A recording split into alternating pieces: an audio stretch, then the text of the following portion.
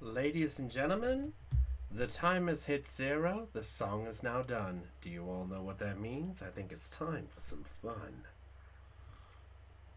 Don't you think? Alright, let's get this loaded up. Alright, check 1, 2. 1, 2, 3. Hope we're all good. Hey everybody, welcome to Let's Play The Great Ace Attorney Chronicles. I am Brownie of the Joy Charge Gamer saying how do you all do?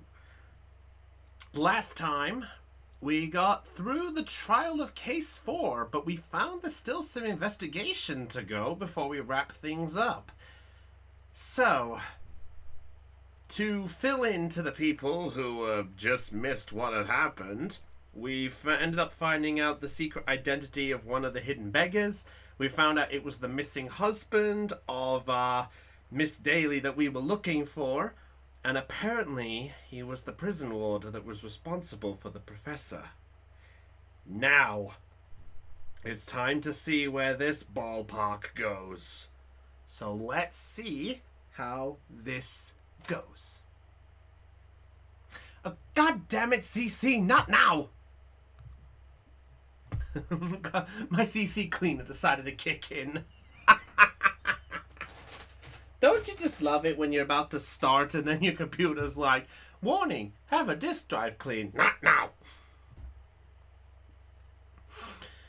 Also, a small heads up just before we get going.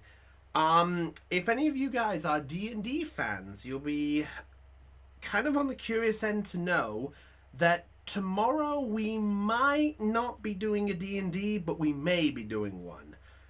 In short, Kotlow's a bit under the weather, so if he's unable to make it, then the session will be postponed. If that's the case, then we'll see what we can do. Yeah, health reasons. Hey Kotlow, good to see you, dude. So, as a heads up to all of you guys out there, if any of you guys are going to be tuning in to our D&D streams, just keep your eyes at this time tomorrow to see if we're still doing it. Otherwise, keep a note on our Twitter or Discord, just as the heads up. Otherwise, the next time that we get back to D&D stuff, it will be the following Sunday when we do Pokemon. Because I think there's a certain person who's eager to get in, so we may be having both D&D sessions that entire week. So Sunday and Monday could be it. So, oh boy! Your DM is going to be very busy. Help me. Nothing like tequila. I don't drink, by the way. It's just Ribena, blackcurrant juice. Anywho, enough said. Let's get on with this. So, let's find out what the hell Kazuma's doing here. Is he about to get a grilling? Or is this about to be praise? Let's find out. No arguments, Prosecutor Asogi. You will continue with the trial exactly as I instructed. Is that clear? Perfectly. Defying Lord Strongheart by the sound of it, he never did know when to back down. Uh-oh! On your way now, Asogi, my lord. Kazuma! Don't kill me. Kazuma. And he's off. He left without saying a word. Strongheart. I had such high hopes for you. You are looking like the stupid villain in the process. Don't make yourself the villain. I liked you. Oh. Well, I was just hoping to ask you a few questions, if you wouldn't mind. I wanted Van Zeek's trial concluded today. But Prosecutor Soga's unwelcome inquiries are going to make it take longer than necessary. That's my guess, too. Unwelcome inquiries? As a result, I'm losing even more precious time. Currently 2 hours, 55 minutes, and 41 seconds. 42, 43. Then we must resolve everything before 3 hours has passed, Master Hodo. In a miraculous not even 5 minutes. Anyway, I can't let the man's obvious bad mood put me off. Hey, go, me and this guy growing a pair. Alright. Let's get our info. Does prosecutors so you believe that Lord Van Seeks, because we discovered it's Seeks, not Sykes, which is dumb. But then again, it's the old ruling of, like most things, potato, potato, tomato, tomato, hydrocity, hydrocity. Wait. Actually, that's a curious question. Might as well ask this. How do you guys fare about the Sonic naming part? Are you part of Hydrocity or Hydrocity? I will say where I stand after you all, if you have an opinion. If not, then... I wouldn't know. It was 10 years ago in that fateful close trial that Lord Van Seeks made a name for himself among the judiciary. But the next trial he fought, he lost. Megamind's way of speaking for me. What, you mean hollow? I still love that one. Hollow. It's pronounced hello, sir. Hollow. It's Hydrocity. I don't really care that much. It seems right to since hydro and water go together. Yeah, that's fair. That's fair. It's awful. The man's freedom was short-lived. He lasted just 3 days. Oh, no, how he says the city name. Oh, bloody hell, I remember it, and I can't remember. It's gone from my head. Megastropolis? Megastropolis? Or something like that. Died in a rock slide at his place of work. A miner? Correct. That was the inauguration of the Reaper of the Bailey. And people believed Lord Van Seeks was responsible. Oh, Metrocity, not Metro City. Brought a trial to himself, but it has shown to have been an accident. So he must have had a solid alibi then. Nevertheless, the mysterious deaths continued. In total, 16 persons perished in unusual circumstances, statably at the hand of the Reaper. That's a long run of coincidences. Oh, Metrocity. Oh. Okay, so Hydrocity. How? And the impact that revelation would have on the British public cannot be understated. Is that why it's a closed trial? Precisely. So it's a thing, so it's closed so no one knows who the Reaper is. Okay. This country hasn't seen a closed trial for 10 years. Oh, hey, Killer, good to see you. End of case 4 we're on now. So the last one was the Professors, the trial of Genshin Asogi? Correct. Actually, we heard that originally you were going to prosecute that trial yourself, Lord Strongheart. Van Seeks entreated me to relinquish the prosecution to him, that he might avenge his brother's death. And here we are, 10 years later. With the son of the man Van Seeks has condemned now looking to avenge his father's death in the same way. They do say that what goes around comes around. That's true, actually. However, it would seem that the new young prosecutor is harboring some ulterior motive as well. Casimir is? I like my organization run smoothly in the exact manner that I prescribe. As with the giant clock in here, I won't tolerate a single cog being out of step with the others. Ah, so that's what all these gears are in about. Yeah, one gear missing, clock goes stop. If the young man refuses to mesh with the other parts of the great machine, I will be forced to take steps. What do you mean? Not something with which you need concern yourself. Methinks death. Methinks firing. Methinks prosecution. Eek. tomorrow. Okay, well, answers that one. Now, I shall have to ask you to excuse me. As of this moment, I've been delayed for attending my next meeting by precisely 3 hours. Oh my, that is a long time! And I hold you entirely responsible. Even though we miraculously managed to fit everything in not even 5 minutes! I wonder if you might agree to us, talking with Prosecutor Asogi? Discussions between the defense and the prosecution outside of the courtroom are generally frowned upon. However, I will make an exception in this case. Now go. You can find him in his office. Thank you. Good day. Good day. Why is it now I just imagine him with a grog, strong jaw voice? Well, I just imagined that. Now, good day. Kazuma's best friend in the world, but I'm really not at all sure I know how to talk to him at the moment. Buddy!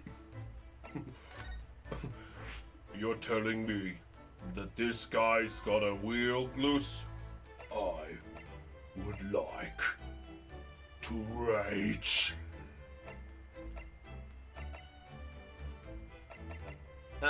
You know what? Let's go visit the defendant. Ah, there he is.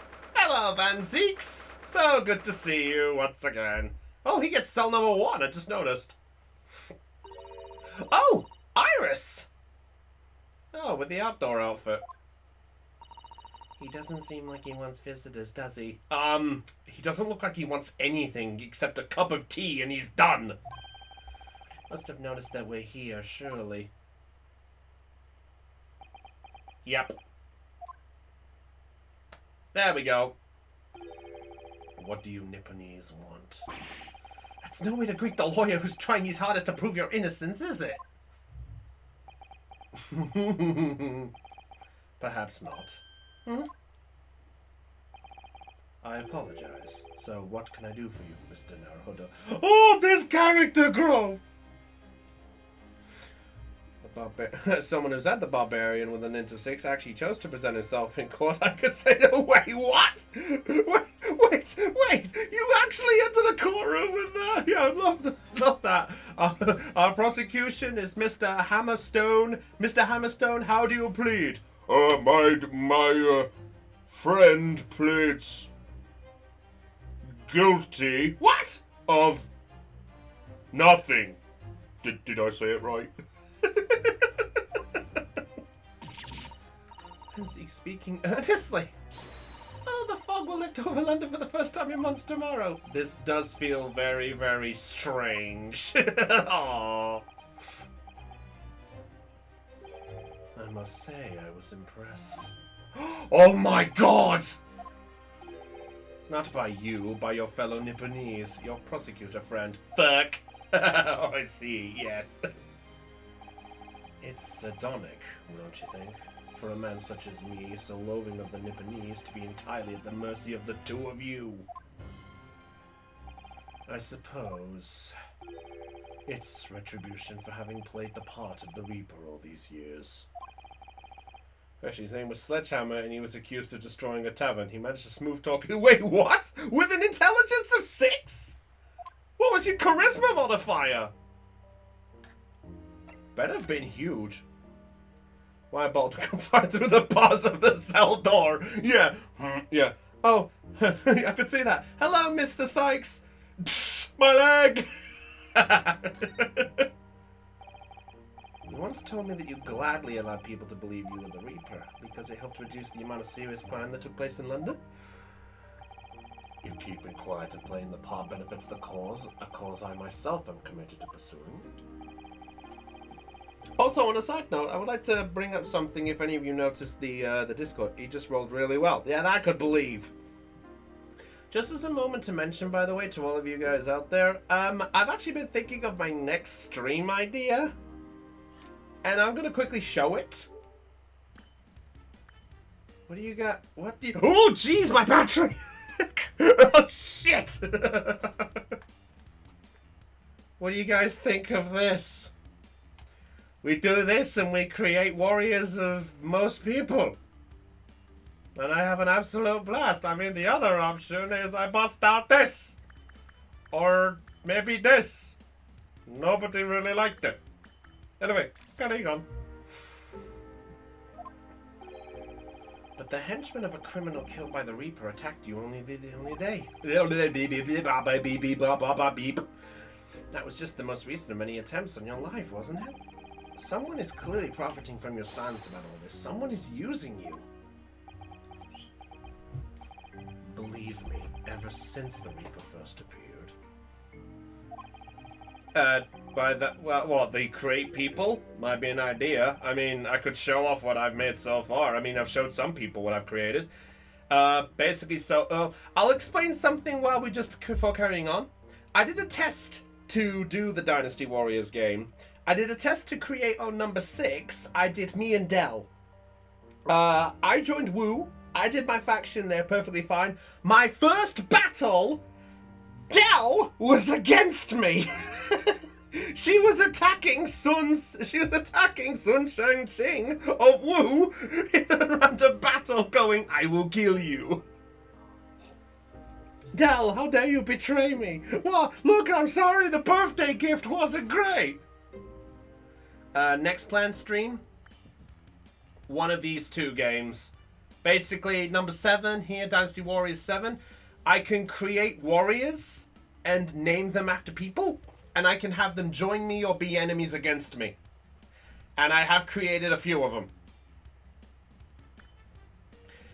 Basically, number 6 is a nice, easy one for those to get into. People have actually said number 7 is the best of the 8 that are out. So I thought, why not? It's available on PlayStation Now if anyone wants to check it out. Yeah, I'll have to show you what I made. If there's time at the end, I'll try to show you what I made. Anyway, sorry. Organization. Hero Forge? Yeah, I have heard of Hero Forge. Isn't that what they use to create the miniatures for D&D sessions and stuff like that, and Pathfinder? Oh, man. No, the Reaper always appears to have very accurate information about the accused in each case. So all of the JCG are gonna try to take down Miley Cyrus. Why did I not name Miley Cyrus?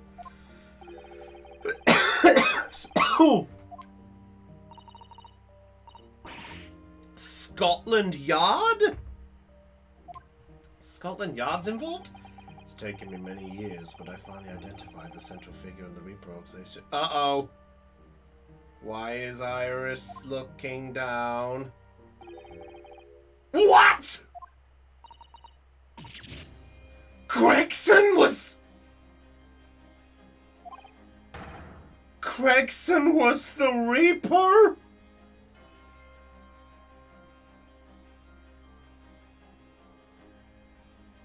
Oh shit.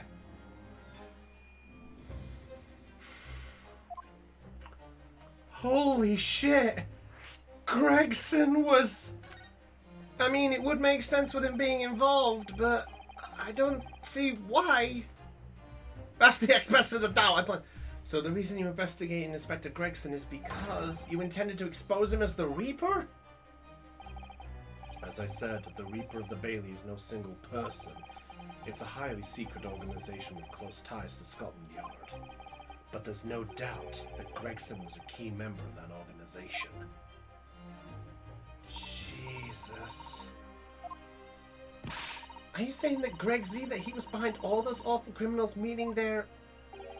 Gregson didn't do the dirty work himself. Oh! He was the tactician. His job was to covertly investigate the marks and plot their assassinations. In order to do that without arousing suspicion, he regularly needed a firm alibi. Which is where Mr. Vigil came in, posing as the inspector. Nothing at the Are you telling me Gregson got Vigil to do the work of setting an alibi for Gregson, whilst Gregson was involved in the assassination of those people? What The fuck, Gregson? We liked you! What have you done, Gregson? You broke my heart! Operation. Gregson would have met the assassin there for briefings. So we don't actually know who carried out the killings then. Oh!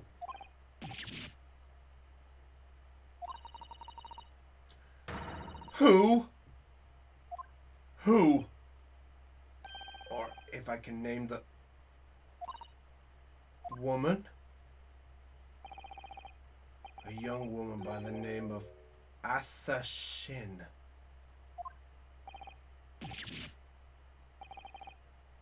Shin. Wait, wasn't that? Wait, wasn't that? Wait, wasn't that? Wait, hang on, Shin, hang on. Wasn't Shin the woman? The woman, the first woman? I knew it! Assassin. Oh. Giselle. Are you telling me Giselle? Posing as a visiting student. Wait, but then he killed... Just when it seemed the diplomatic protection would help her escape Japan and conviction... Bang! Oh no, stab! Beach hut. Oh yeah, and that woman was actually the Reaper of the Bailey? Assassin! Oh my god! No! How did we miss that one? Well, of course not. We can't mention it here. The fact that she killed Dr. John H. Wilson because Iris doesn't know. Oh, that's right. She still doesn't know. Assassin. God damn it. How did we miss that one? Wait, what was the last bit? Let father know at once. Okay, so the other father, her father's being involved. Okay. Friend, my best friend. He's the whole reason I got to come to Britain. It was all on his merits. I have nothing but respect for him. Yes, I understand that only the very best students are selected for such opportunities. And I had a fine demonstration of how sharp he is in the proceedings earlier today. He missed nothing. In fact, his flawless performance very much reminded me of his father. Genshin Asogi, the professor. Yeah, that's gotta come to light. That has to. Which means we're about to have an absolute smack in the face. It's true that aristocracy at the time was the root of numerous grave societal problems. They were abusing their power, playing with the common man as pawns in politics. Sorry, let me just get a bit more into the less of the light so the light doesn't shine on my face. Hello, everybody. Mwah. They were abusing their power, playing with the common man as pawns in politics and economics and war. In many ways, Asogi was carving out a canker from society that we British couldn't deal with ourselves. I see. But that's precisely why it makes no sense. Clint Van Seeks was a noble and upstanding man. He wasn't corrupt. Why did that damn Nipponese have to go and take my brother's life? In spite of having once saved mine. He saved your life? How did that happen? That's a story.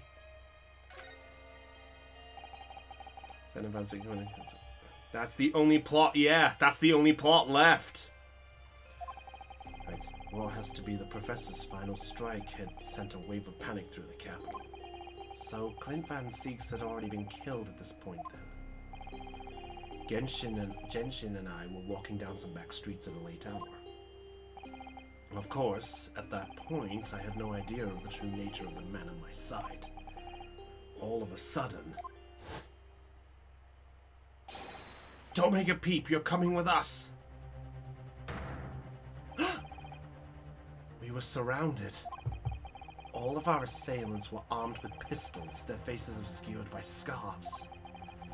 Clint was not only from noble heritage, he was a brilliant prosecutor as well. The scum of London hated the sight of him, and they had no sympathy for his younger brother either. I'd been targeted several times before already. Jeez! Zeke's alright, we got him! I could hear them murmuring amongst themselves. I knew they were after me. But just when I thought my time had come. If I let them kill you, Clint would never forgive me. It was Asogi's voice, just a whisper in my ear. Oh!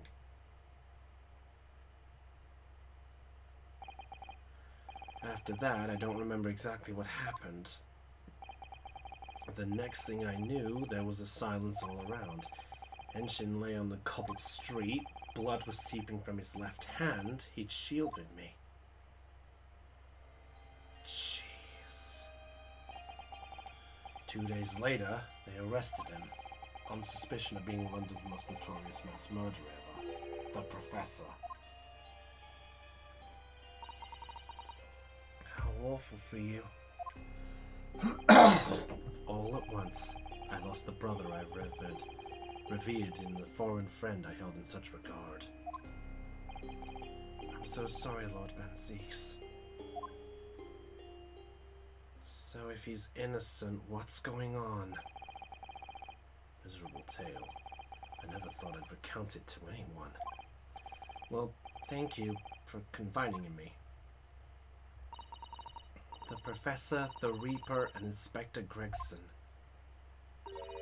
I wonder just how intimately related they all are. Right now, I'd say very much likely. Gregson was essentially the Reaper, giving assassination orders to Giselle Brett. Well, hold up, let's go and inform my father. That means I get to meet your daddy, Susie. Hooray! I don't think that's really a way to bless this, Iris, but that'll do. Cotlol, what?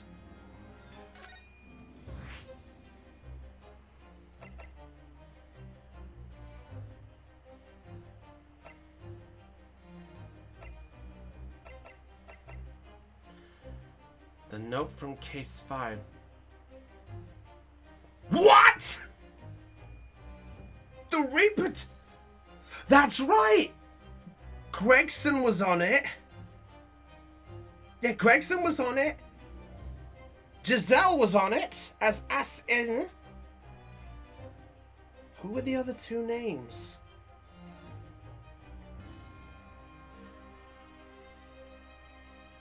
Who the hell were the other names?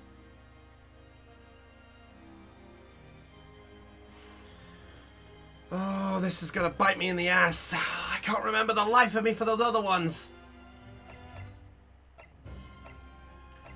Right now, let's go to the prosecutor. Kazuma Asogi, but we think it's Kazuma. It could be his dad. True. That's true. Well. Oh, the little model. He still have the model. Kazuma-sama is doing so well for himself. Sasato. Even though he's always forced to kneel on the floor, Japanese style in the dark corner, he's happy to sit Seiza style whenever he's working. Oh, Kazuma! Hey, he still got the bottles.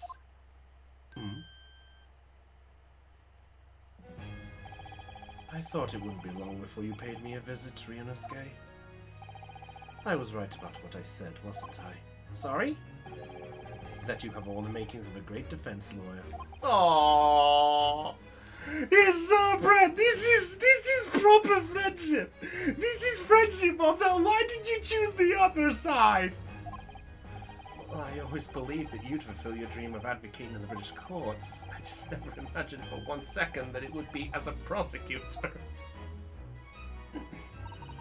Seeing you stand in a foreign courtroom so gallantly realizing your dream, Kazuma-sama, I'm truly happy for you. So what am I? Chop liver?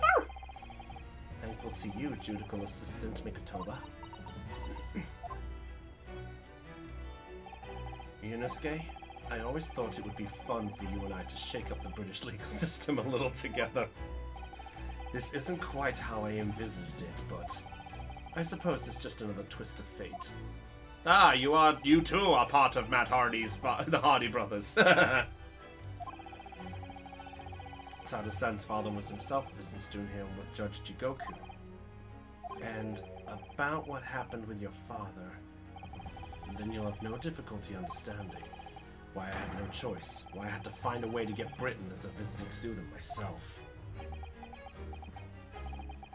I want to hear it from you, Kazuma.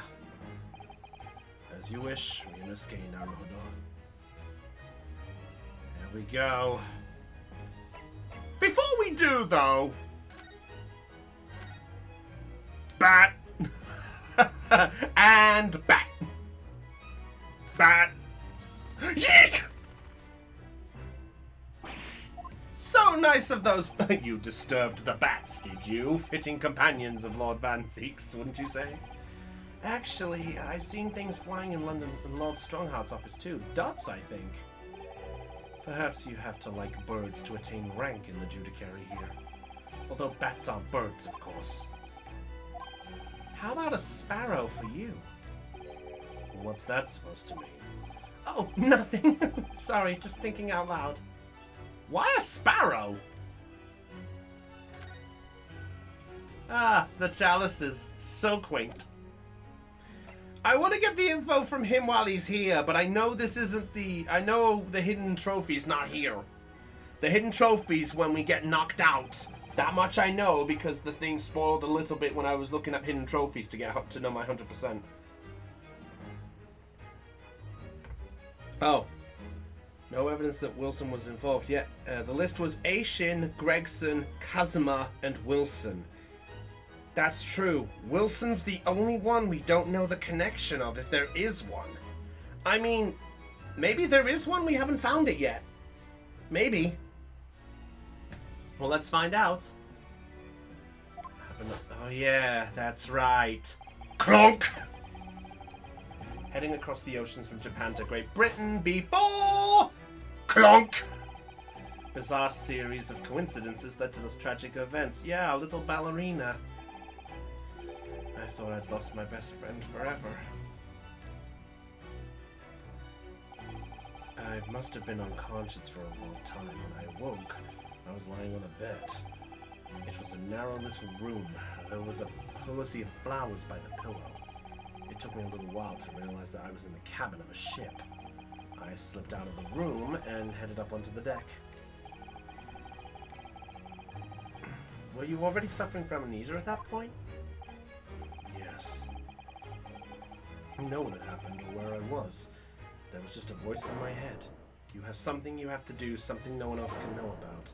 Go to Great Britain, your task awaits you there.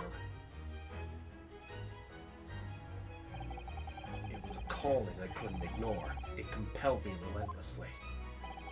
Out on deck, I saw it was on a huge steamship and we were docked in a large port. Yeah, he did. It was actually on the day. Before he was knocked out, I think he did come by at one point, I believe. Yeah, back in the first game when we were making the trip over. Before he was knocked out, he had a meeting with Mr. Sholmes. I can't remember what it was involving, but I know he... Actually, oh, wait! No, hang on! I can do better. There's actually an extra story. There's an extra story in the side mode that shows that meeting. But I did have the feeling that this was in some way my last chance. So I concealed myself among the disembarking passengers and went ashore. Then I disappeared into the crowded streets of that foreign port city.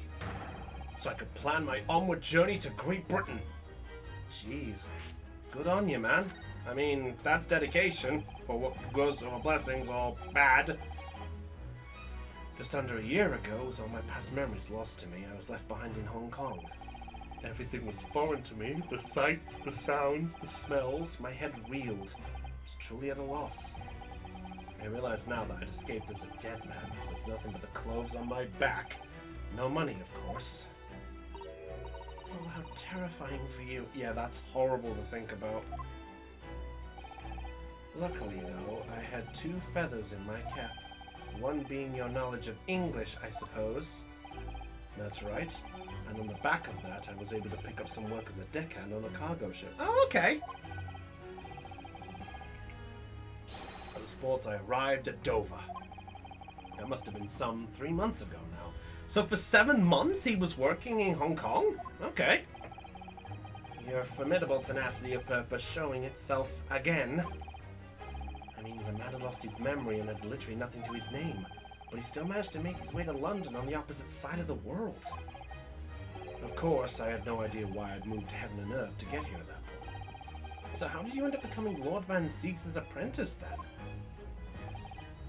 That can only be called an extraordinary stroke of luck, really. You see, I was stopped at the border because I had no papers. They took me straight to Scotland Yard. Ugh, yeah, that's about right. I was there to attend a meeting. That's when the second feather in my cap came into play. Would that have been your knowledge of the law? Yes, exactly. Lord Strongheart was curious about an Easterner with intimate knowledge of British law. He took me back with him to the Supreme Court and assigned me to the prosecutor's office. And then 9 days ago... voila! Mary back after the trial with Drabber. That's right. Yes, I did. Okay, Genshin. People with amnesia don't forget how to speak. Maybe because there's a different part of the brain dedicated to the language. I think so. That's a weird psychological one to know. You'd have to look that up yourself, I'm afraid. I know the brain is split up into parts. I think it's dedicated to like 6 areas off the top of my head. And I think those are divided in other areas if I remember it correctly. But I'd have to look that up. Anyway, enough said. We got into this. Did you know the entire time about what happened to your father then?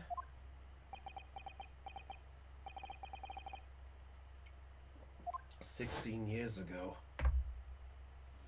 Oh. When my father left on that exciting trip to Great Britain, I was just a boy. We took a photograph together the day before his departure. It's my last memory of him. But what I remember most about my father is his unswerving sense of justice.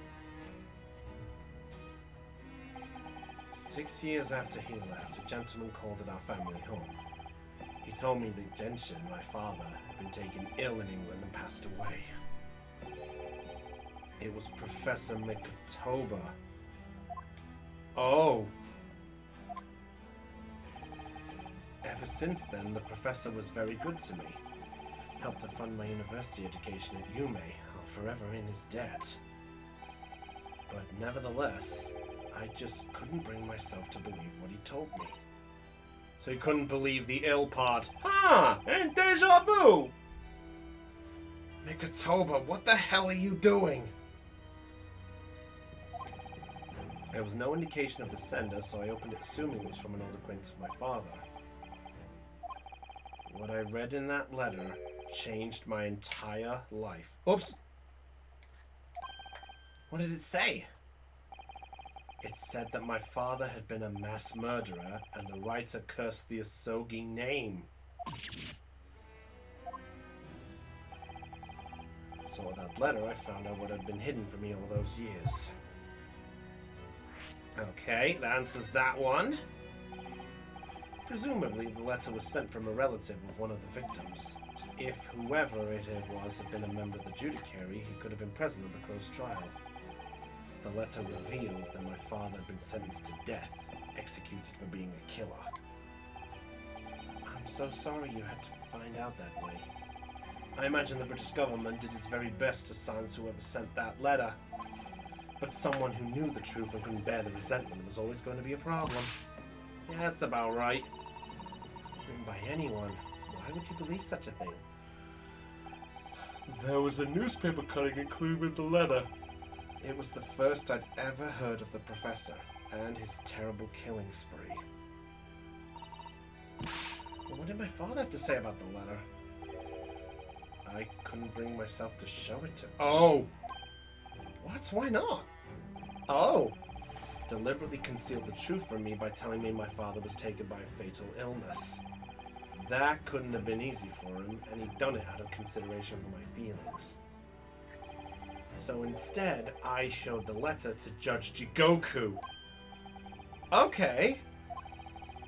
He faltered for the briefest of moments, but then he just laughed the letter off. But in that moment, I saw it on his face. He was undeniably shocked, shaken momentarily before recovering his poise. Jeez. Oh! He's an orphan, technically. And that's when I made up my mind that one day, without fail, I would cross the seas to Britain and seek the truth for myself. The truth about my father, Genshin Isogi. And I wouldn't let anyone stand in my way. Kazuma-sama. God bless them. Today in court turned things completely on their head. It was an impressive piece of lawyering, Ryunosuke Naruhodo. Lord Manzeeks isn't the Reaper, you know. I almost don't want to believe it myself, but it turns out... Oh, okay, were we supposed to come here afterwards? It's clear the inspector was behind the Reaper's activity. Okay, he knew. He fucking knew and didn't say anything. The real question is who's been giving orders to the inspector. Barak Van... What? Barak? What? Oh, it was him who decided... Oh! Seeing that justice was done as the law dictates, Jesus.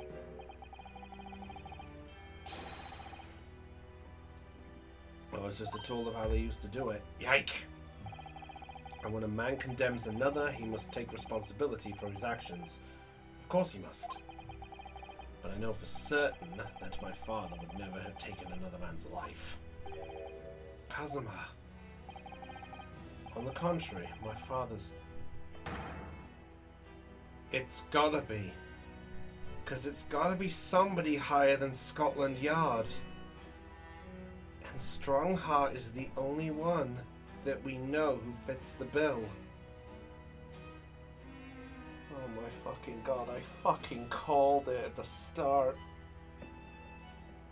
I called it at the start when I said he was a villain. Please tell me I'm either right at the mark or there's some hidden agenda.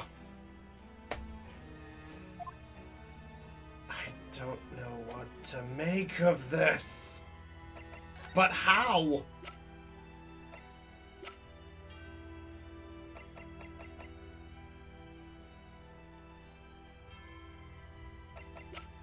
It's gotta be something to present.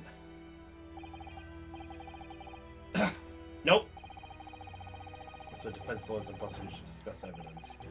The courtroom. So it seems you're still confused by the situation.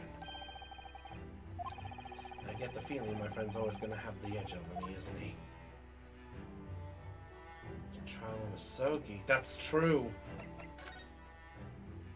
Oh, god damn it! There's something we haven't noticed. Crime scene? Aww. Yeah, model the crime scene. Yeah, that's what he does. That's true. Don't... One scene for every single case? Apparently so. Sometimes it helps to visualize things better and notice things you hadn't spotted before. Actually, the miniature notice board is my work. Be honest, you enjoyed making that.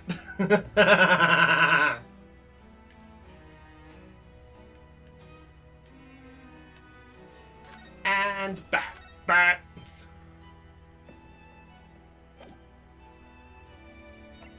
That's true. Yeah, you're right, he wasn't.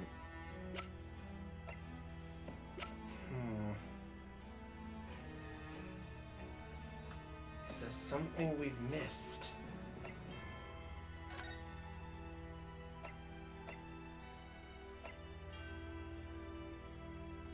Some ways displeased.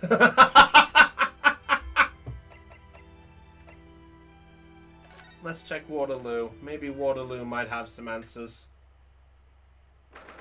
Because I don't think there's anything else to present, I don't think. We still got a whole case to go. Let's wait till we get there. It's a wild guess, but I have a feeling you'll think the same tomorrow, too. My tea has a finer fragrance than whatever they're serving in the tea room here, though, wouldn't you say? Bragging. Ah, look who we have here. What? Mikatoma!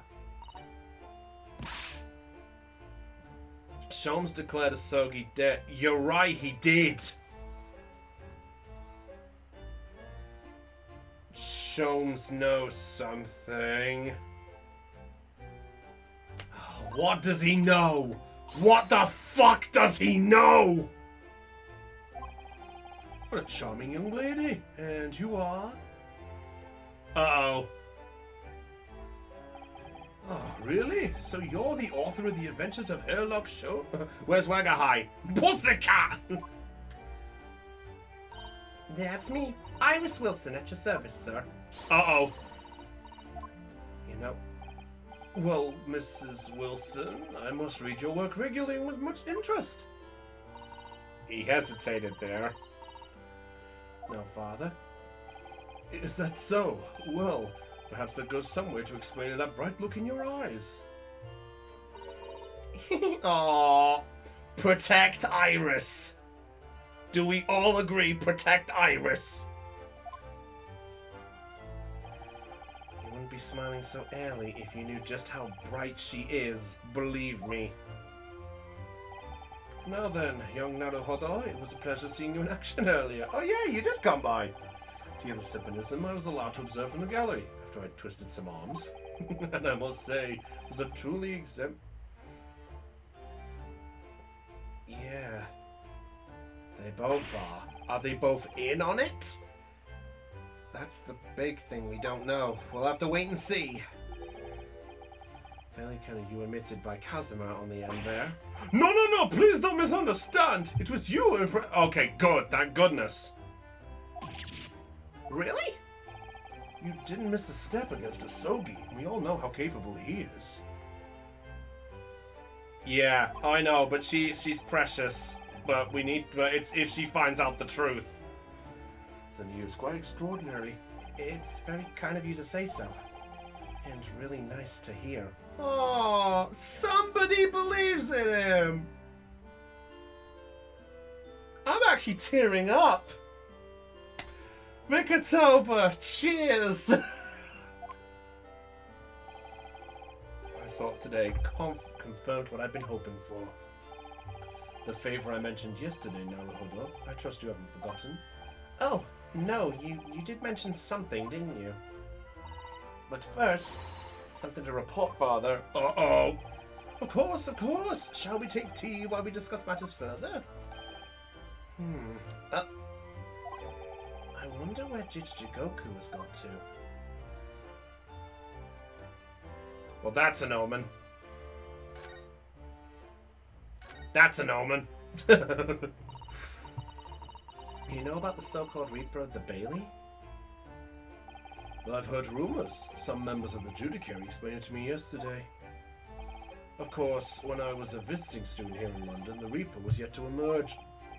Right, he didn't appear until after that case when he returned home. Pardon me. Pardon. In the dock today. That was Barak, the younger brother of Clint Van Seeks, I believe. That's right, and he's known throughout London as the Reaper, as you've heard. But the truth is, it wasn't him behind all those mysterious deaths. It was somebody else. I see. So what you're saying is there's been a professional killer at work here. Exactly. Someone by the name of Assassin, in fact. I beg your pardon? Did you say Assassin? You mean that Giselle Brett woman who was responsible for killing my great friend? Oh no. Uh-oh. Professor Mikotoba, then perhaps we shouldn't discuss that right now. Because the friend the professor is talking about is John H. Wilson. Like a bum. And that's not something we want Iris to find out about. Not like this, anyway. Yeah. How the hell are we gonna get by with this? Something. Biscuits! This hotel has the most delicious looking biscuits. That was rather out of the blue. She's doing this deliberately. I think I'll go and see if I can purchase some. I wonder, would you like to come too, Iris? Oh, yes. You just try to leave me behind. Oh, good girl! So that young girl is called Iris Wilson, is she? Yes, that's right. And she's the author of all those adventure stories starring the great detective Sholmes. But the name of the credited author isn't Iris, is it? It's Dr. John H. Wilson. Yes, I know. That's the name of her father, you see. Her father? Dr. John H. Wilson. I was deeply indebted to the man for all the kindness he showed me during that time in London. It's amazing how far we've come since that very first case. You guys remember how fucked we all felt that and how much we... Can we just agree to one thing, by the way? In fact, ask this opinion now. Do we feel like this is the best game of the series, or does any of the other Ace Attorney games beat this? Whether it's any of the original trilogy, the Miles Edgeworth one, the Layton and Wright crossover.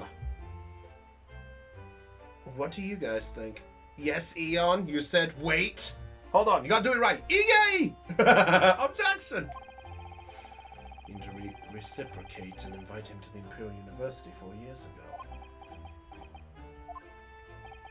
When he was murdered last year by Giselle Brett.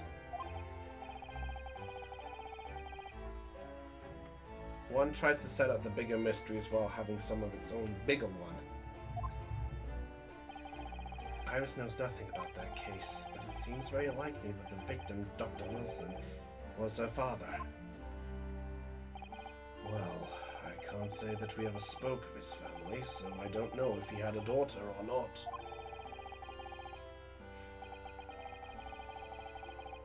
Probably. I don't know. We'll have to wait and see. But I think I can say with some certainty that he was never the great detective's partner. So it could have been another Dr. Wilson, you think?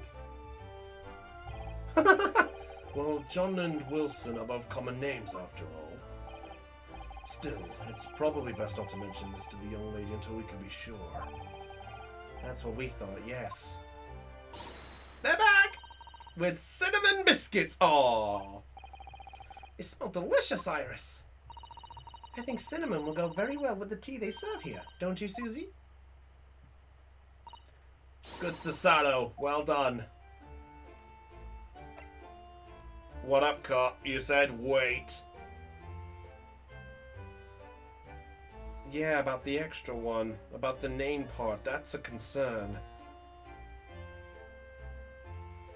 Yeah, not the detective's assistant. So what's going on there? Have we been misconceived? Where'd you go? Oh yeah, guilty. Ha ha ha ha ha ha. Oh yeah, I forgot I did that voice for him. Oh, I don't know. We'll find out. No, now that you mention it, I haven't seen him since this morning either. I suppose since the Siphonism's opening was postponed, he'll have gone to explore the Great Exhibition. That reminds me of something you mentioned yesterday. About Judge Jikoku having once been in the dock himself? Ah yes, it was all tied up with that accursed trial. The closed trial of Kazuma's father. Yeah, that's because when you guys think of biscuits over there, your term of biscuits is what those giant fucking things are from KFC. Yes, I've been over there. I've seen your biscuits. Your firm of biscuits is what we don't have. Del can attest. In fact, is Del even still here? Del, if you're still alive. Not been seen all morning, Ace Attorney game. Uh-oh. Yeah, I have a bad feeling too. I think we may have found our next victim. And he got a little carried away and actually managed to break the... Oh! He broke it! He broke it! So said some contemporary words about the British Empire from which he was charged. Oh dear, although it worryingly easy to imagine him doing that. Well, it was alright in the end. He was acquitted and we turned home to Japan together. Not jealous. That's not jealousy. It's not jealousy. It's just, I'll admit, it's just something that, when you think, it's like, when I was going over there, it's like, I know what I want from KFC when we go over there. What do you mean it's not here? Where are my mini fillets? Give me my mini fillets! Give me my popcorn chicken! I want my popcorn. In the end, I had to contemplate with something else. Not sponsored, by the way!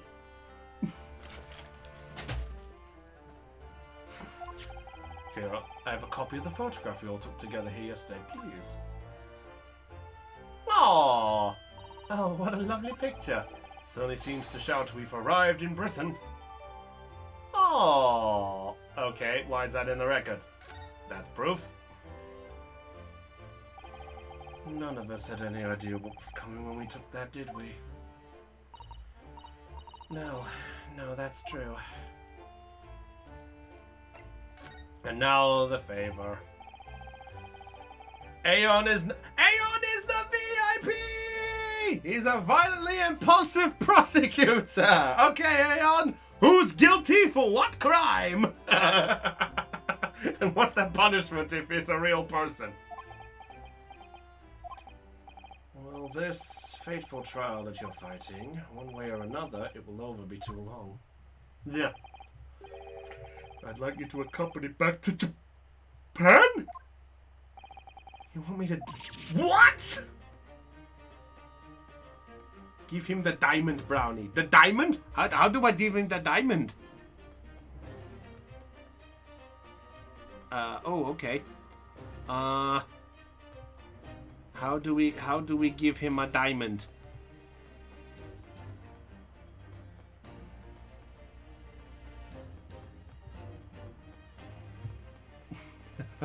I don't know how to give things.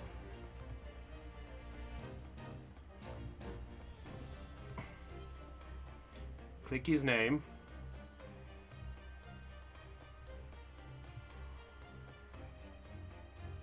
Oh, okay.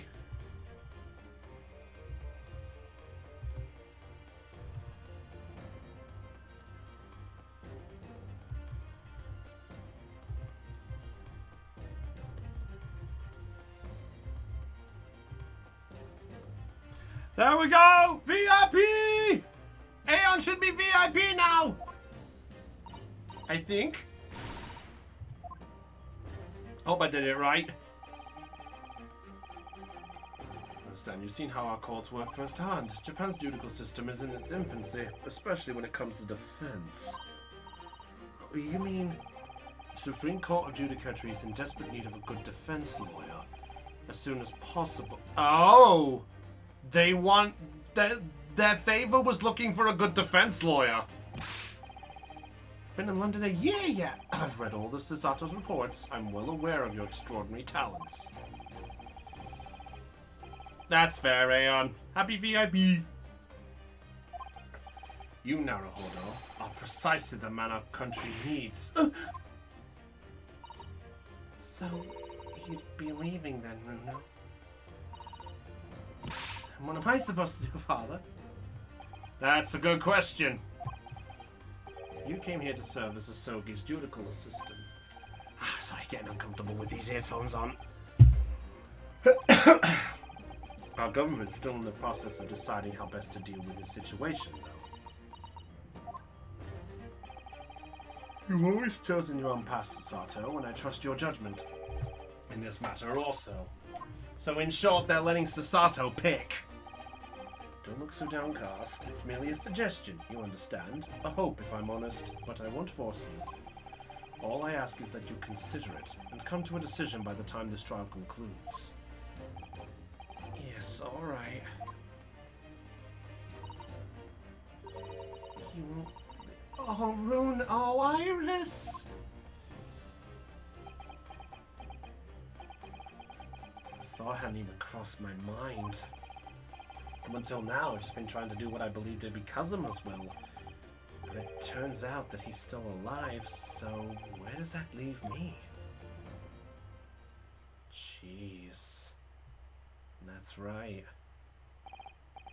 Well, if you excuse me now, I need to telegram government ministers and the Japanese police with this information about Assassin. That's a good point. It sounds like it. I think we found out what the will of Ryunosuke Naruhodo's about. What he's going to show. Wouldn't you? We'd love to entertain you. I would be delighted.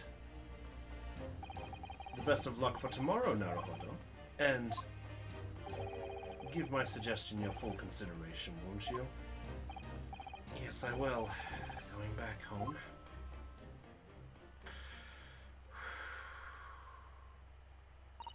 What a bombshell. I'm sure he'd love the chance to meet with him and talk to him about all of us. Yeah, no doubt.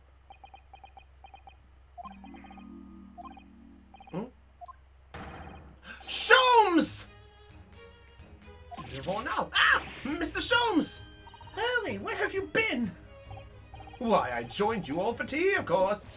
What an extraordinary question. I didn't notice you at all.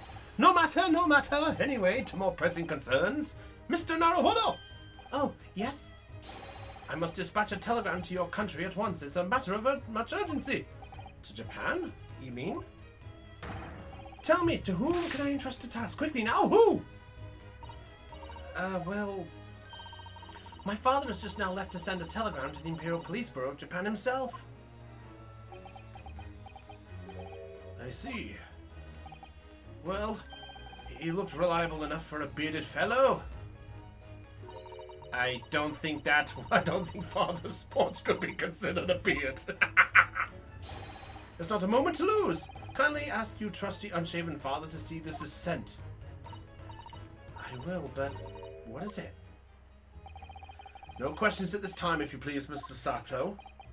All we can do is pray that for once my deduction is awry. Your deductions aren't normally correct, Mr. Sholmes, which is exactly... Now then! You may be surprised to learn that I am a very busy man. Certainly have no time to hide behind settees and eavesdrop on other people's conversations. Ah, that's what you did. So that's what joining us for tea meant. I leave the sending of this in your hands then, my dear fellows. And he's off. What the fuck is it? Quite a pace, and left the unpaid bill for his tea behind too.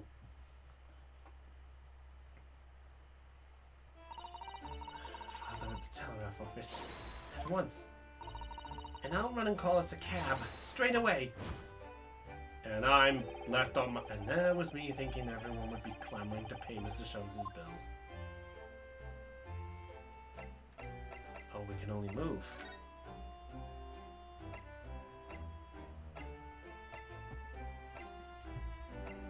Okay, now we can go to Virgil, but the prosecution still got something. So he's still got something to show or something to say.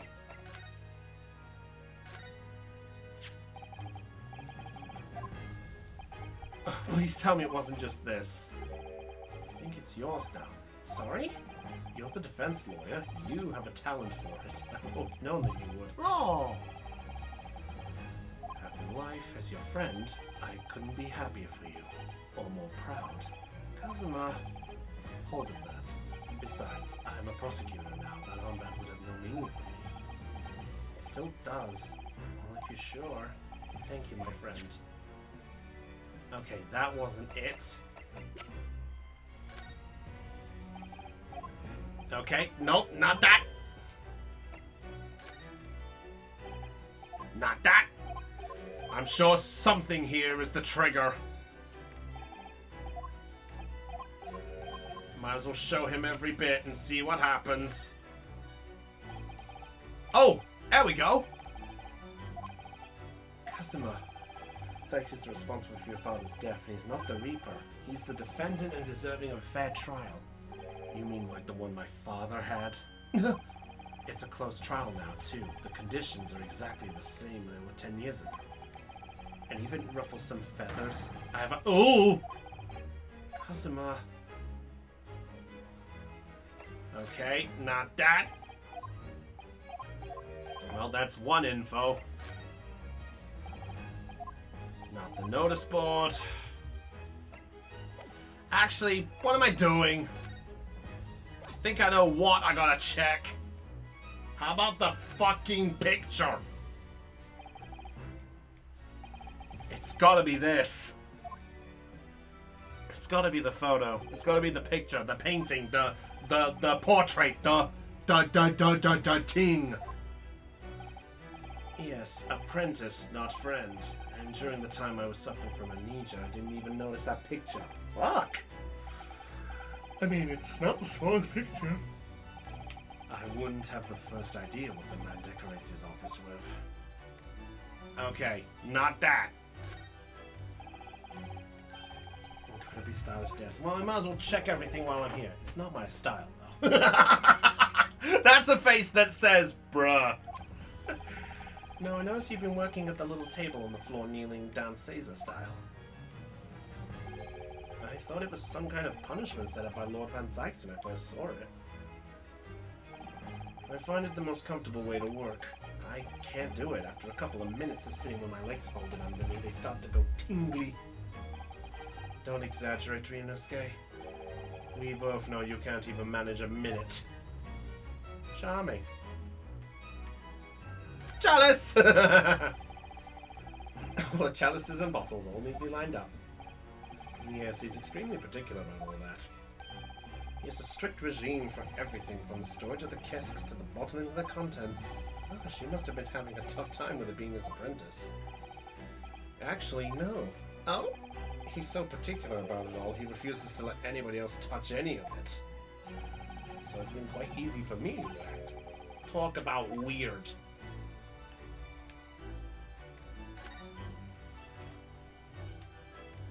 Is there something I'm missing? Bat! Bat! How much each of those cost? Something I wouldn't like to admit. They're arranged according to vintage, flavor, and region. Yike! Every week, they're all taken out and put back in order. What? Every week? Lord Van Sykes can't seem to settle on the perfect way of arranging them, you see.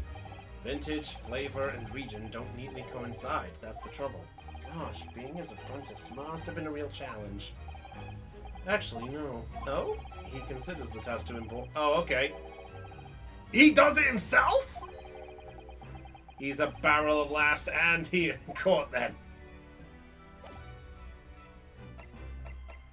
So there's an evidence we're missing. Okay. Oh, the redhead leak? Personally, it wasn't their plan to swindle everyone that surprised me.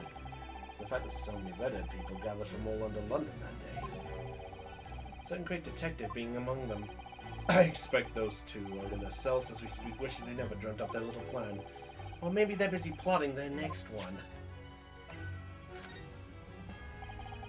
Time plus the limitation of them, they should cost around $800 to $1,000 each. Nah! Can you imagine that? There's got to be something! What have I missed? Is there something I've missed?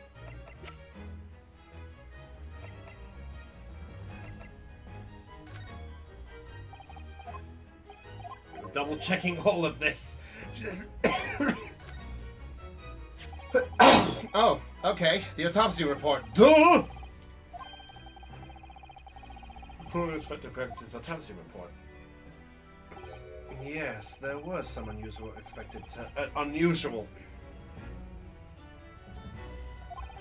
Could be the people next time. To my surprise, the idea that the victim died from previous day at some other location is quite something. Oh, I already did. Wouldn't let me. What about from a candle? It's certainly a distinct possibility. The evidence and the scene both point to it. No, it bothered me too. The autopsy room earlier. The coroner responsible wasn't there, but I got a name. It's Dr. Gory. Oh, lovely. If it wouldn't trouble you, Kazuma. Oh, there we go.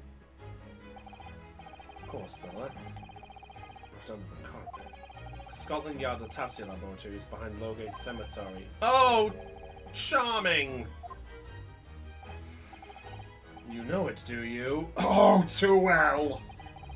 The prison where my father was incarcerated and robbed of his life. Jeez. Thank you. We'll pay a visit to the laboratory later. That was it. It was the autopsy report. Yunosuke, I want to thank you. What for? Blade! You had the soul of the Asogi clan. Well, it is a famous soul that's been in your family for generations. My only slight regret is I never got the chance to draw it before I returned it to you. Kuruma is said to have been forged by a master swordsmith during the Sengoku Warring States period. I come from a long lineage of warriors, many of whom were expert swordsmen. Well then, you're a chip off the old block, I'd say. This blade, Kuruma, is the symbol of the Asogi clan's honor and might. Apparently, one of my father's apprentices even took the blade's name for a surname. Really? Kuruma? Does sound formidable, that's for sure. 16 years ago, when my father was a visiting student here in London, he had this sword forever at his side. Which is why it means so much to me that I have it by my side again now, too. And that is all thanks to you. It was an honor. Aww.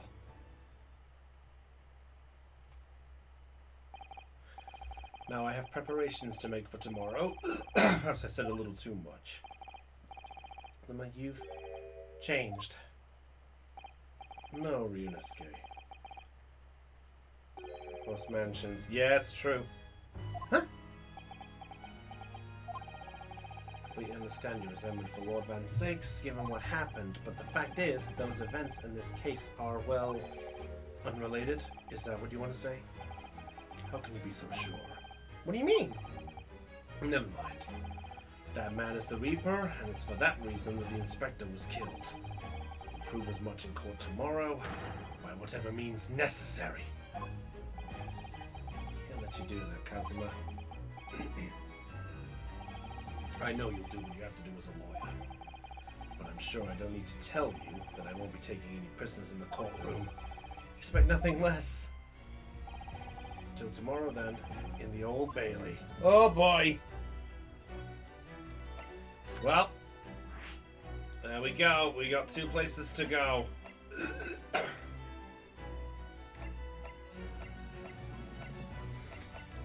One of these 2 places. Let's go to the let's go visit Virgil. Or Vigil. Still alive, put in prison for the death of the second case. What would have happened to us? That's a good question. Not much. To be frank, I'm a little worried about seeing him again. Well, there he is. Ah, the lawyer. Hello again. Are you feeling better now, Mr. Vigil? Yes, thank you. Somewhat better. I'm so sorry to have caused you to... I mean, it was because of me. I hadn't exposed your secret and forced you to remember things you'd obviously tried to forget. The prosecutor was here until a few moments ago, too. You just missed him. Good lord, did we travel together? He He said much the same as you. He was very apologetic. But the truth is, I brought all this upon myself. Please don't think like that. Keeping it from Evie, my wife, all these years, I've carried such a sense of guilt. But that's not the worst of it. Over time, I obviously came to deceive myself as well. Poor Visual. Looking back now, I'm beginning to think that perhaps he said it by accident at all. I mean, he compensated me so generously for acting as his stand-in. He was clearly concerned for my well-being and doing what he could to help. Perhaps Gregson knew exactly what had become of Mr. Visual all along then. I'm sure this is just desserts for 10 years of lies and deception, but... It wasn't me that helped the professor escape 10 years ago! It wasn't me! I swear it! I swear it's true! Oh dear. I'm sure you'd rather not dredge up even more from your past at this time. But, if possible, could you tell us exactly what really happened? I need those answers. I need this off I just want someone to... Oh, Mr. Visual. God bless him. He's trying his best. Was obviously engaged in a special operation of some sort. He's investigating something the name of Scotland Yard couldn't know about. Details of the Reaper's marks, yes. It was when he had to carry out those investigations that I would take his identification and impersonate him. Yeah, we forgot about that bit. Yeah, I'm the Juggernaut, bitch. Hey, what's going on here? Yeah, I'm the Juggernaut, bitch. Hey, what's going on here? Yeah, you doing all that? Yeah, well, I'm the Juggernaut, bitch. Anyone remember that old video? Congratulations. Well, they couldn't possibly carry out a proper police investigation. All I would do was go to the specified location and make a little hoo-ha. Just something to leave an impression, so everyone there would think a detective called Gregson was here. Yeah, that's the good question.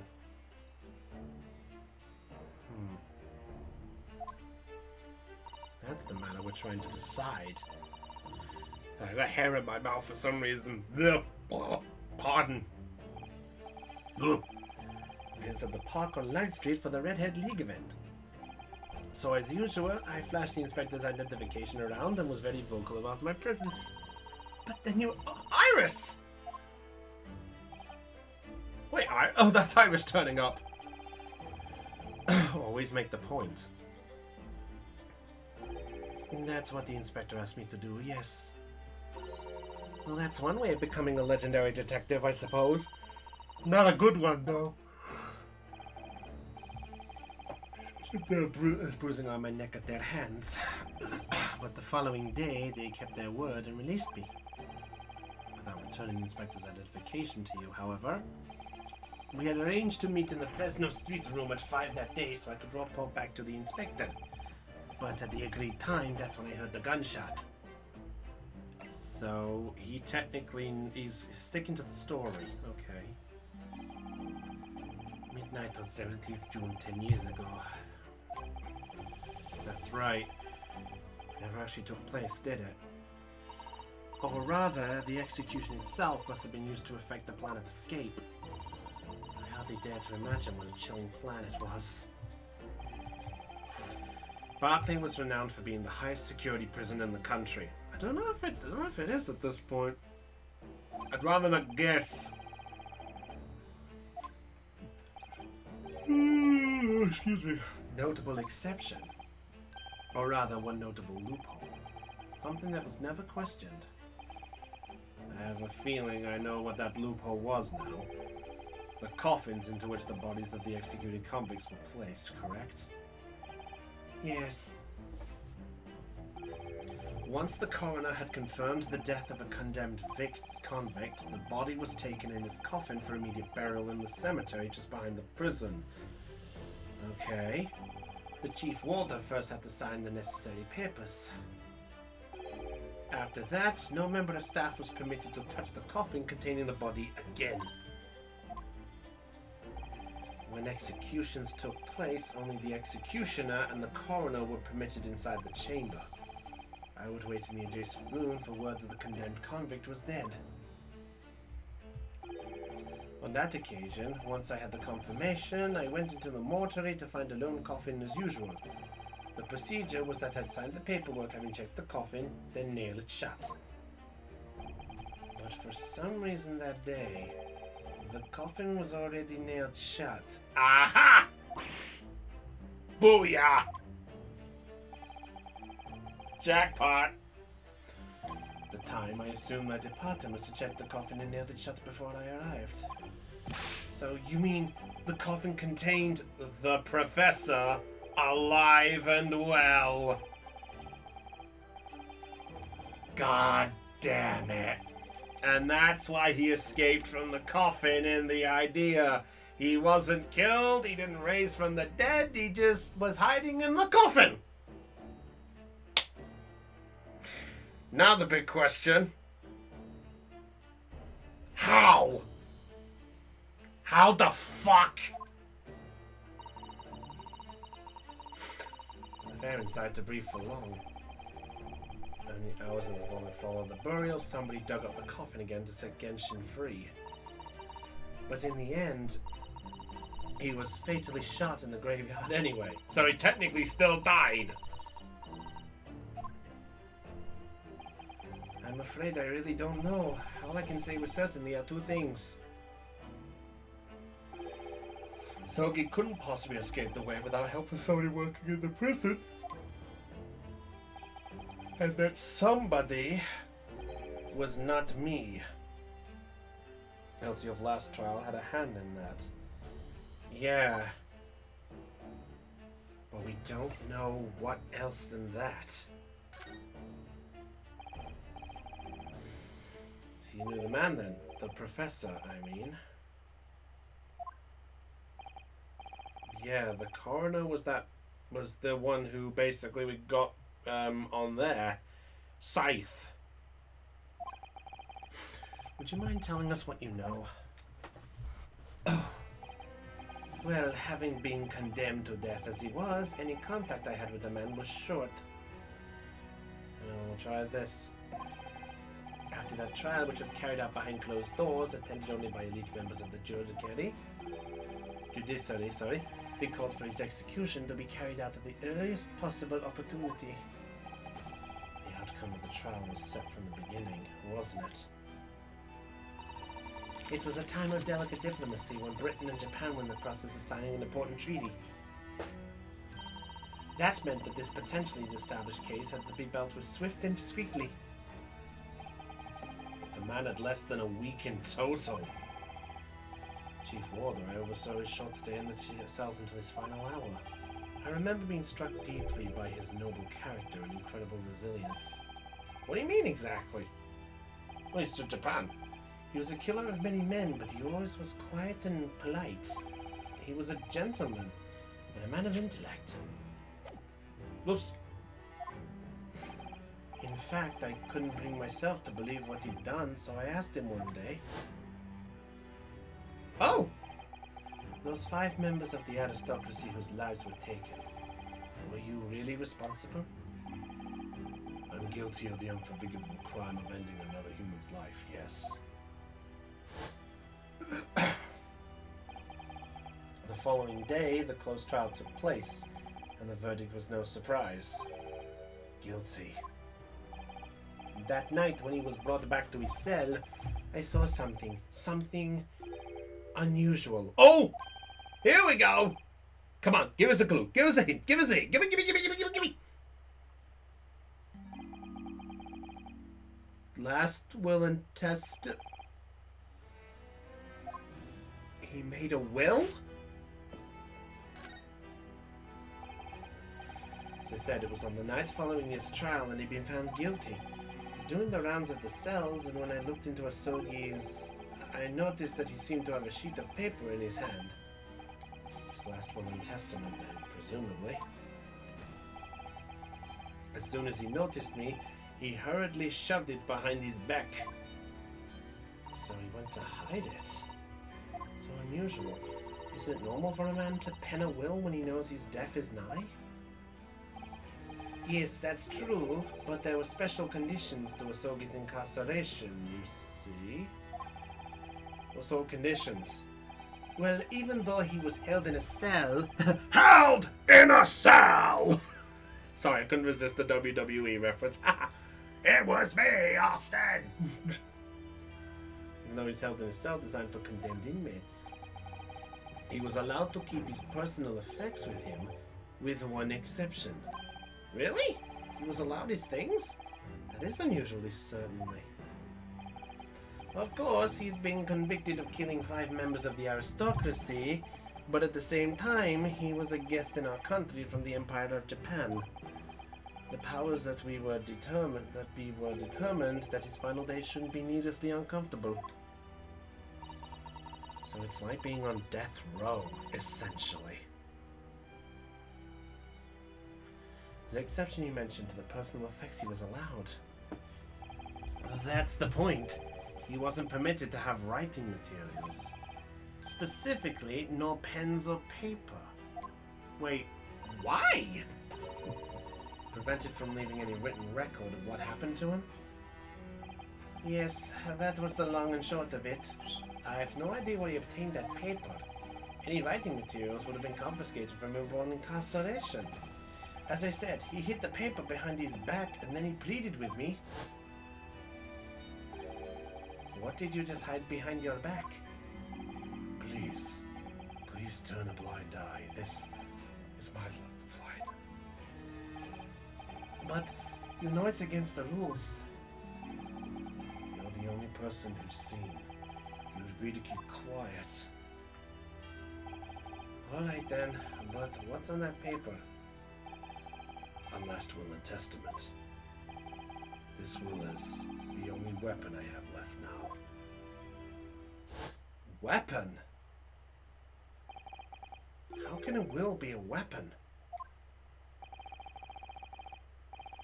To pretend I'd seen nothing and I let him keep his will. But then later, it just seemed to vanish without trace. The will vanished?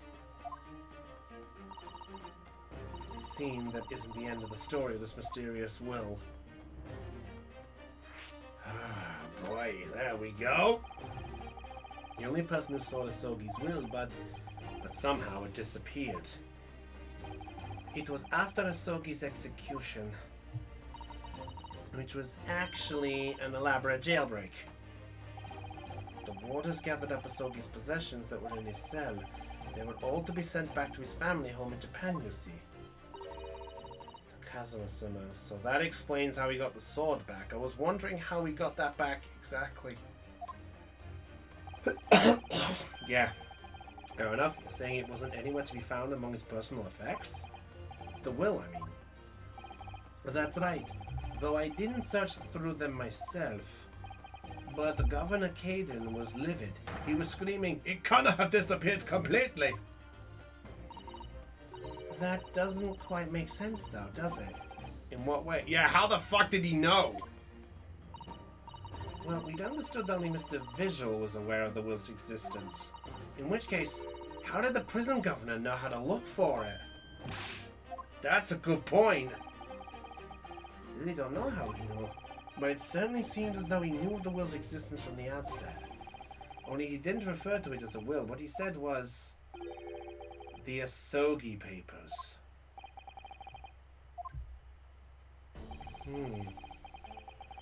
Anything of the subsequent events? Because, well, what happened? Your dismissal and the way you blocked it from your memory.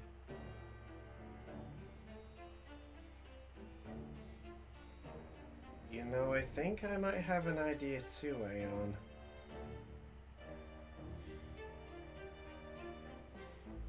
I've got the hunch.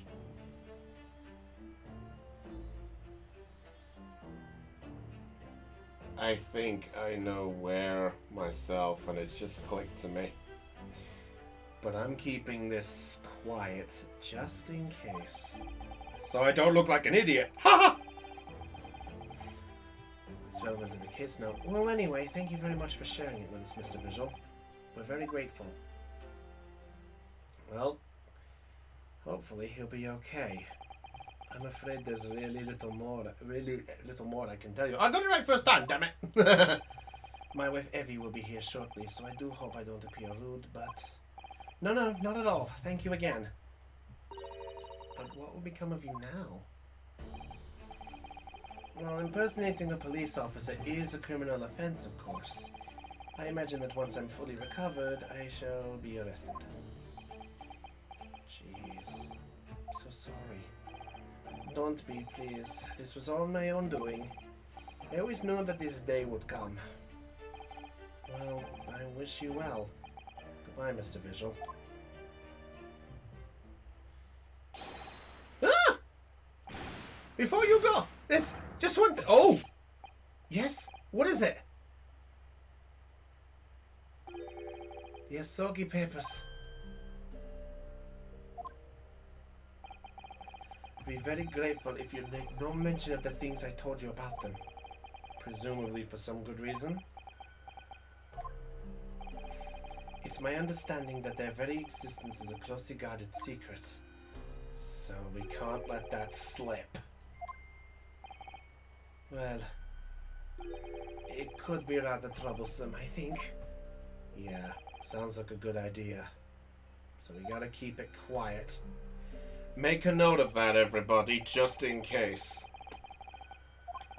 The will and testament basically needs to be hidden, but that means somebody knew, so Caden got told, or he knew about it from the start.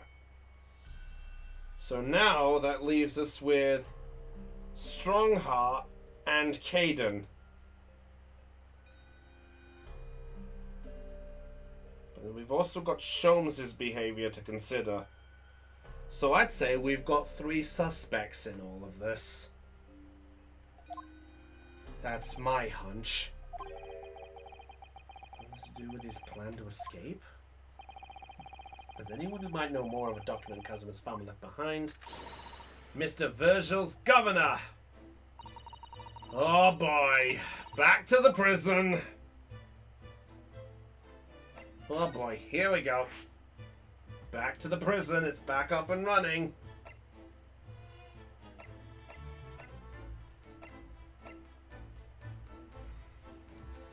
The laboratory, Jesus Christ. I hate this split path route. It makes me feel like that we got nowhere with this. So we're going back and forth, back and forth. Fine, let's go to the lab.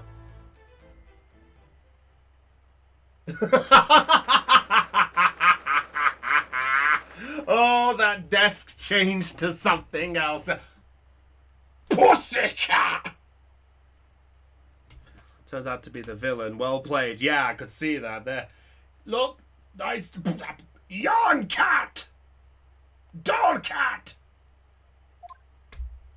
This is definitely changed. Well, being a dead room, it's probably full of the spirits of the dissected. But actually, there's a rather pleasing scent of roses in the air. Well, being a dead room, the coroner probably needs a bold scent like that to mix the odor of death. Oh, look at Sasato! Iris, do you think we could change the subject? She's just there like, nah.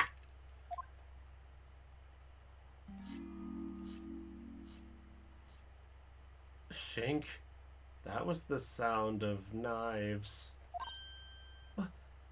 What was that?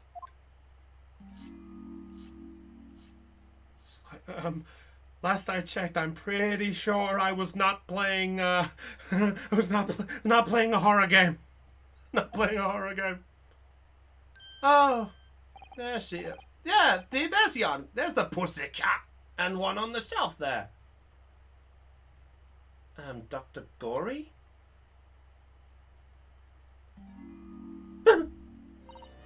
What? That noise before. I was sharpening my tools. I'd be dead meat if I didn't keep a perfectly keen edge on them. Right. When following the collagen fibers in the dermis, an experimentally sharpened scalpel experiment cuts like cheese. Would you like a demonstration? Oh, yes, please. I'd love to see. No. Then I think you'll do nicely. Huh? No. No, I wouldn't do nicely at all. I mean, maybe some other time. Was that a tut? Well, we came in to ask questions, so...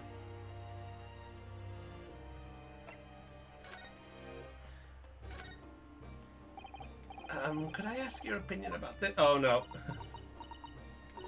Don't forget, you're responsible for putting my mama into... Uh-oh.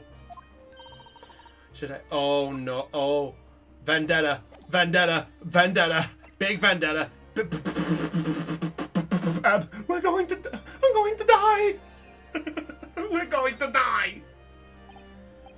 We have actually met before. I'm a lawyer, if you remember. I'm now scared of the next statement. You're not dead yet. What? So Mama said I wasn't to cut you open. She's so strict about things like that. Well, good. Dr. Cypher some scruples at least. Oh dear. It looks like she's not interested in talking to us for the time being anyway. The time being? You mean until we die? I hope that's a way off.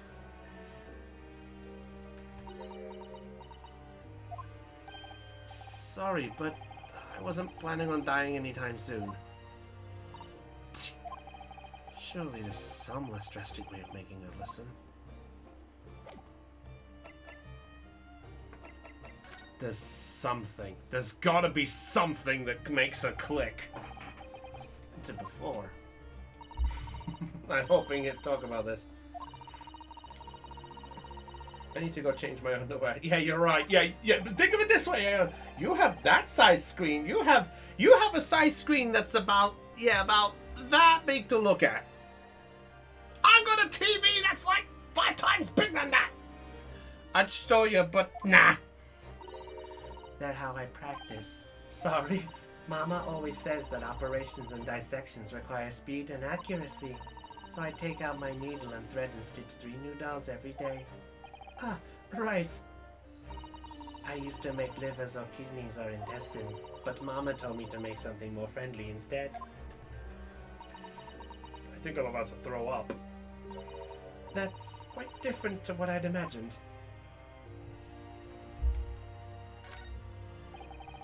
Oh, the bottles... Oh, okay, that's the cabinet one, so it's not the one I was looking at. Okay, fair enough. That's worryingly because there are also things that look like salt and pepper shakers. Oh, back on this one again. So, there's something here. Is there something we need to present? Okay, something will trigger. There's something that will trigger.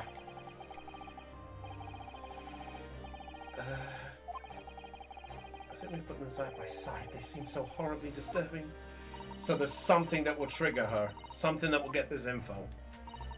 That's Mama's dissection table. It's too high for me, though. It is? If I fell from that height in my sleep, it would really hurt. What? You mean you sleep in here? Autopsy work is very involved. It's usually too late to think about going home when I'm finished. But I have bad dreams when I sleep here, and I always end up falling on the floor. So I'd like to exchange that table for a lower one. Maybe you should just go home.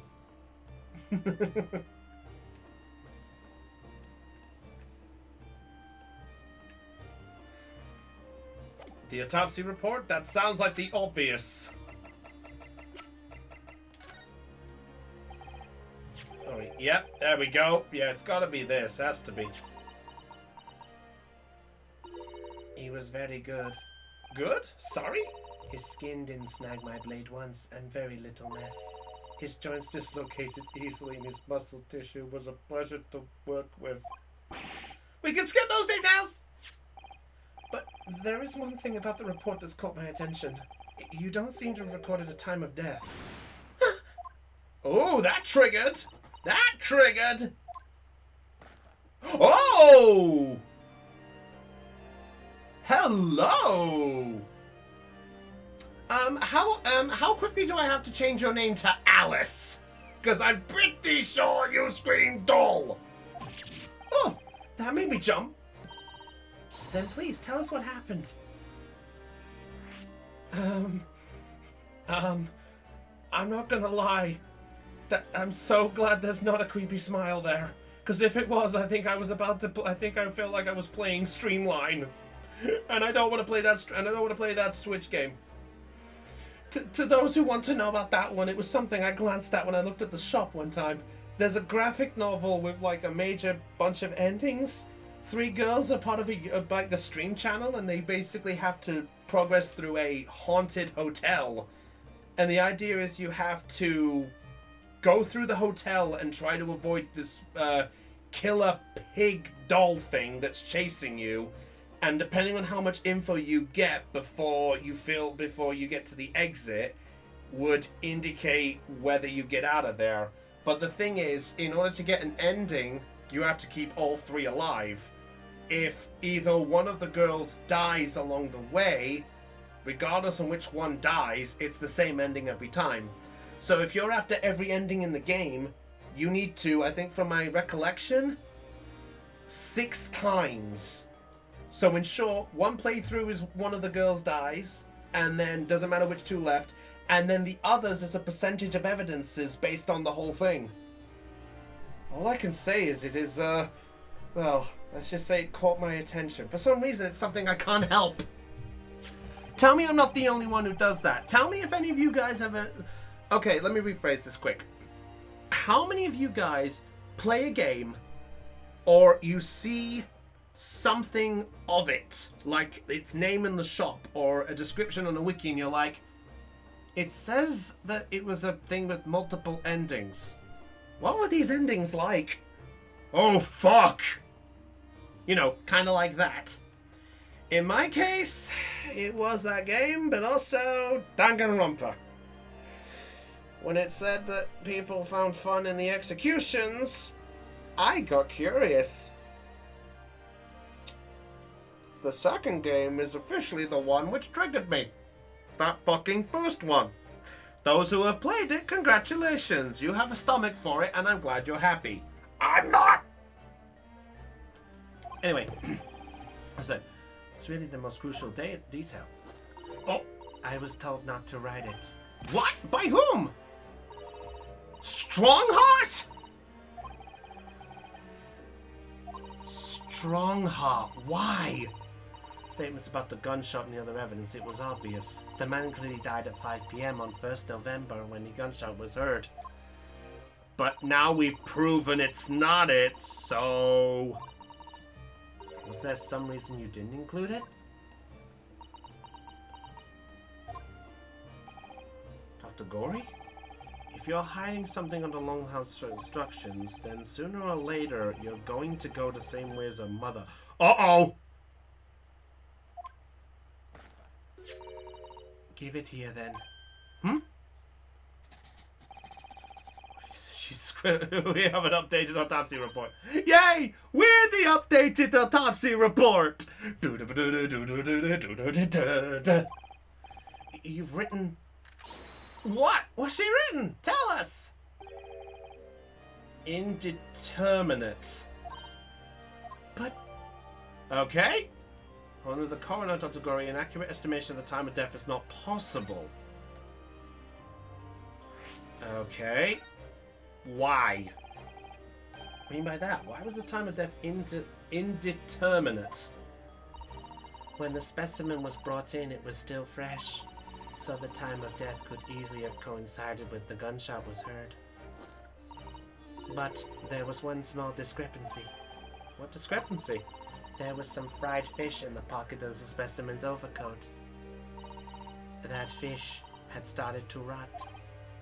In short, the fish... Are you telling me this whole thing's got fucked over by fish and chips? Did we get fucked over by fish and chips? The victim liked fried fish. He presumably liked to eat it before he went off. Well, yes. What are you really trying to say? It's possible that someone tried to manipulate the apparent time of death. Manipulate the... Is that even possible to do? Theoretically, if you were to chill the body in ice, you could delay the onset of putrefaction. But if the overcoat wasn't on the body at the time, then only the fish would have started to rot! With today's science, it's not yet possible to determine if the body was chilled or not. But today's science is advanced until you freeze a corpse, it seems. Surely, to chill a corpse like that would require an enormous electrical refrigerator. A fridge?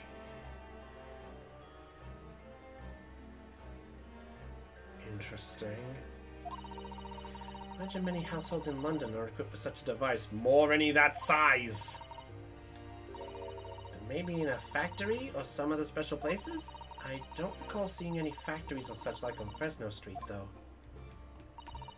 I wonder if the inspector's body has been chilled somehow. What might the actual time of death have been? I couldn't say for sure. But at the most, it might have been a day earlier. No! In other words, it would corroborate your previous deduction, Mr. Naruhodo. Inspector Gregson was killed the day before his body was discovered at a different location. Did you inform Lord Stronghart of this possibility? He simply said that there were no electrical refrigerators of that size in the vicinity. Hello. For some reason, I was expecting this lady to have kind of like a lighter tone GLaDOS. What do you guys think of that voice there? If you don't mind, then. Sorry? And she's back to sharpening the tools. She's gone back to sharpening her blades. Not now, or my baby here might start to rust. In other words, nope! Nope! Try again later if we manage to find some more clues. We gotta come back.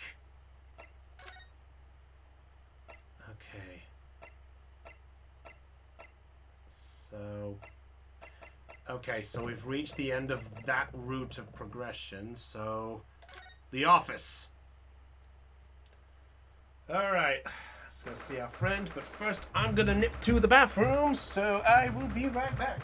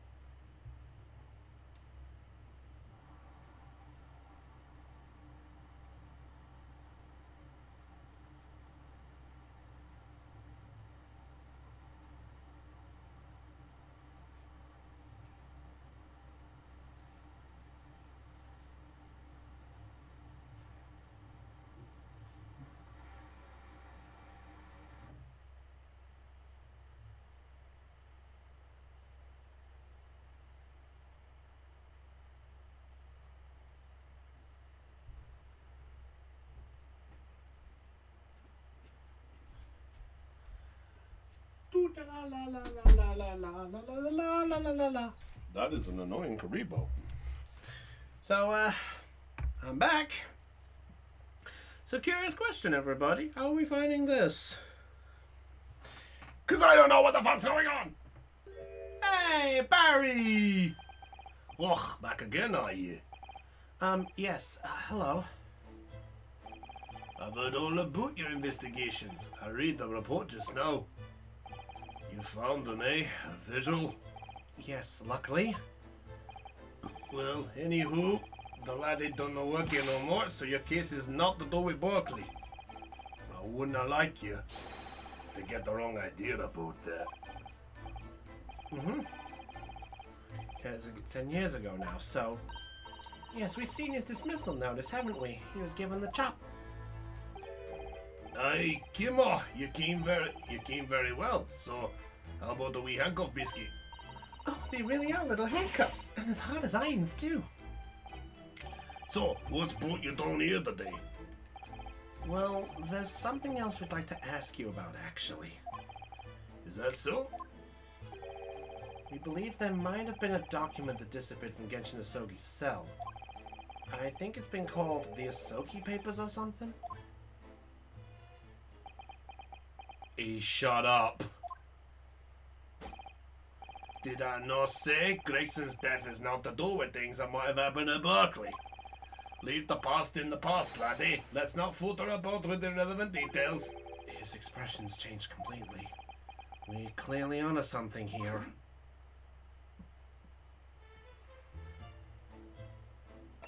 Okay, so there's something amiss here. The murder's botched execution and the whole miserable escape. They were Berkeley's darkest hours, a shocking embarrassment. I'm trying to sound Scottish. I can't do Scottish.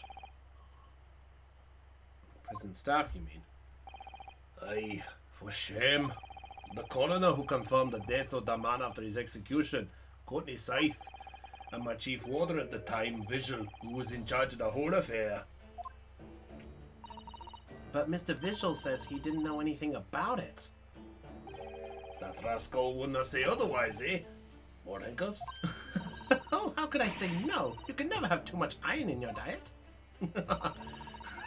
He generally is a sweetheart. I like him. He was so desperate, he was so despairing, he jumped out the window of your office, didn't he? I did not like to say it, but that's just Visual trying to get out of it. Do you not think he wouldn't have jumped from the shock of his crimes being exposed, eh? I do. You wouldn't have say otherwise, though, would you? I could expect that to saying that in a Japanese-sounding Scottish. I would love to see that expression. A Japanese person meet a Scottish. Okay, welcome to our wee Highlands.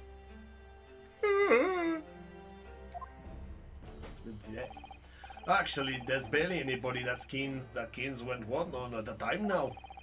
We Gregson have been murdered and Dr. Scythe forbidden from having any visitors.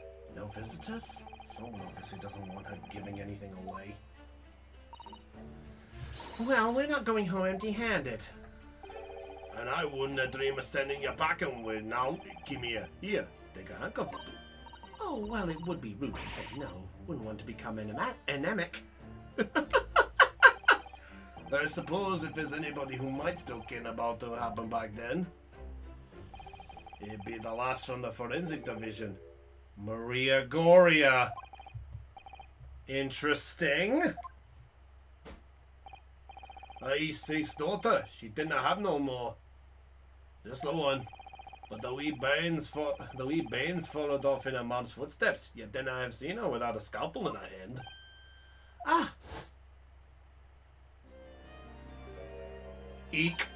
Mama, what is this? Ah! Where did she spring from? And did she just call the doctor Mama? You know, I get the funny feeling that was a reference to Doctor Who there, with that Mama. I know it was a daughter to a thing there, but also, if anyone knows of Doctor Who, there was an episode that was set in the World War periods, and there was a sort of stick where children were basically all wearing sort of like gas masks, or masks of some kind, and they used to keep looking around everyone to find humans, and it was just like, are you my mommy? If you're not my mommy, why are you here? That was one of the scariest episodes. Nothing on the Weeping Angels. If you ever watch Doctor Who, though, be careful Weeping Angels. I think they're generally more scary than Daleks. At least that's my opinion. That's the one, Aeon. Are you my mommy? Mommy. Wasn't that also, I think, the first episode where you had Jack Black involved? There's some family history, I'm sure, but I didn't keep the ins and outs of it. She grew up watching her mom working with the bodies of folk who died in strange circumstances and decided to do the same with her own life. I cannot understand it myself. Is my voice coming out alright for this, by the way? If I'm insulting, please tell me. Perhaps she was driven by a deep respect for her mother? Perhaps. Anywho, she was in charge of Gregson's autopsy, I believe. Right, and the coroner responsible for this incomplete report. Someone told me once that the wee lassie always loved her mum's stories about cutting her bodies. There's even a rumor that she used to listen to the funeral march as a lullaby. Ugh. Yikes! Hey, I remembered something. I feel smirked. Might have told her about the autopsy from the case 10 years ago. Aye, I'd say there's a fighting chance at least. After all, that was a life-changing case for all of us. You really need to speak to Miss Gore yourself about this, I think. Well, thank you very much. Huh? I'm not happy about any part of this. It took years for Londoners to finally forget the whole professor business. Can you not give up on this, laddie? Stop asking pointless questions. I'm sorry, I don't like dredging up these painful memories for everyone. Can you not just stay away, no? Leave me alone and dinner come back here, eh? And now for the important one. How do you come to keen about it, laddie? There's not many folk in here in the prison who've heard of those papers. Well, I can't tell him Mr. Vigil told me. I'm afraid our sources must remain confidential, sir. We've been led to believe the papers are actually a last will and testament, is that right? The professor's, or rather Genshin Asogi's. Caden, fess up! What do you know? Aye, that's right. You're well informed, Jimmy. Oh, is that the end of the silent treatment? But then after the convict's execution, it mysteriously vanished from his cell, didn't it? Heavens no, you're off a half cock there. I think you didn't quite get your facts straight.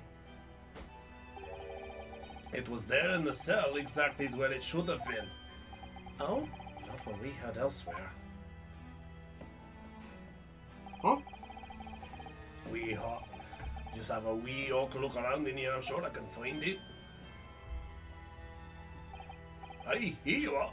Oh! The last will and testament of Genshin Asogi, written with a calligraphy brush. Of course, I cannot read a word of those Japanese squiggles, but on mine it says he leaves all his worldly possessions to his son back in his homeland. Yes, that's correct. That's the gist of it. So these are the Asogi papers? Aye, of course they are. Papers written by Asogi, and they don't about that. No mystery here, laddie. That's your lot. After all the stramish of all the slaster of an execution, we sent the man's possessions back to his clan in Japan, and that was the end of it. I think we ought to make a record of this, Mr. Naruhodo, just in case. The last will and testament, Mr. Asogi, Mr. Clemens displayed. Apparently, Mr. Asogi described it as the only weapon I have left. One thing before you go on your way, Mr. Naruhodo. Let's have a look at this. Oh, here we go. I, Genshin Asogi, hereby request that upon my death, any and all material possessions and wealth belonging to me in London be delivered to my son, Kazuma Asogi, in the Empire of Japan. It is with deep sadness that I accept my fate in this foreign land, and in the knowledge that I will never see my homeland or family again. But I regret nothing about my chosen path. Interesting. Oh, yes? Those papers are not to do with Gregson's death. I'd prefer it if you didn't make no mention of the Moudsady's office, or rather, I wouldn't just prefer it. Consider it an order from the highest levels of our government. I understand. Okay. That must be everything. Okay. Now we gotta go back So now we got that info. Now we need the other info. Still at it. Someone sharpening again. You're still not dead. Anyway, I don't have anything more to tell you about that specimen. Actually, we're not here to ask you about Inspector Gregson. We're hoping to talk to you about your mother, Dr. Scythe. It's something the governor of Barclay Prison mentioned. He said that she was responsible for confirming the death of the professor after his execution. That's not all Mama did. Sorry? My mama... What? The autopsy on Clint? The brother of Lord Van Sykes, the professor's final victim. The idea of carrying out autopsy on him. Wait, look at her eyes! Her eyes are sparkling! Or that sort of tense up thing. The detective in charge of the investigation insisted, and it was miraculously authorized. That detective being Inspector Gregson, of course. Quite an accomplishment for one man. The autopsy provided the final clue needed to arrest the killer. And Mama was there for that historic event. What does all this mean? You know, that amazing autopsy happened right here in this very room. The professor and Clint Van Sykes. They both spent their final moments before their burial on that dissection table there. So this lab, Mama's lab, was instrumental in some of the country's most important events. Really proud of her mother. So that explains why she's involved with this. She's keeping up her mama's trend. Good on her.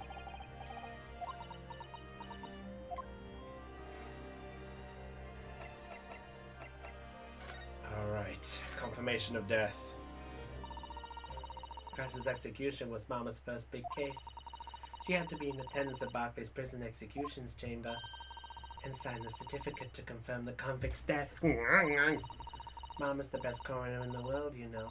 I was so proud of her. But the execution didn't actually take place. No, and worse still, Mama actually helped with the... I didn't want to know. Jeez. I see what you mean. I believed in her, in Mama, but now I wonder if I'm starting down the same path as her. You mean because you omitted the time of death on the autopsy? Oh no, I'm kind of a little sorry for her. Strongheart forbade you from including it. Oh. Just like Mama, I'm sure she was caused by somebody too.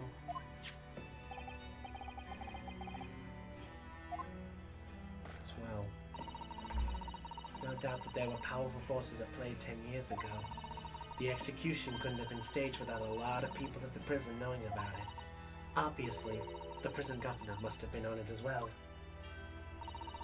The big man with the little handcuffs? According to what he told us, he was tricked by the chief warder. He says he knew nothing about it. So who's lying? Oh, she's only 19. Oh. So who's... I don't know what to make of any of this. I've lost track in all of this. Just who was behind that jailbreak all those years ago? That's the bit we don't know. You mentioned the autopsy of Clint Van Sykes. It was at the time when carrying out autopsies of murder victims was unusual. It's still not a practice that's observed in our country, even now. It turned out that he was the professor's final victim, and when the autopsy was performed... Oh, there's a face!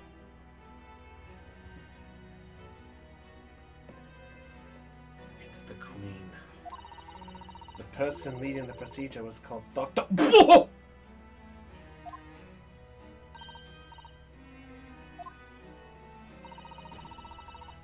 person present at the primary assistant. Visiting student from the Far East. Mikatoba! We know Mikatoba was here with that.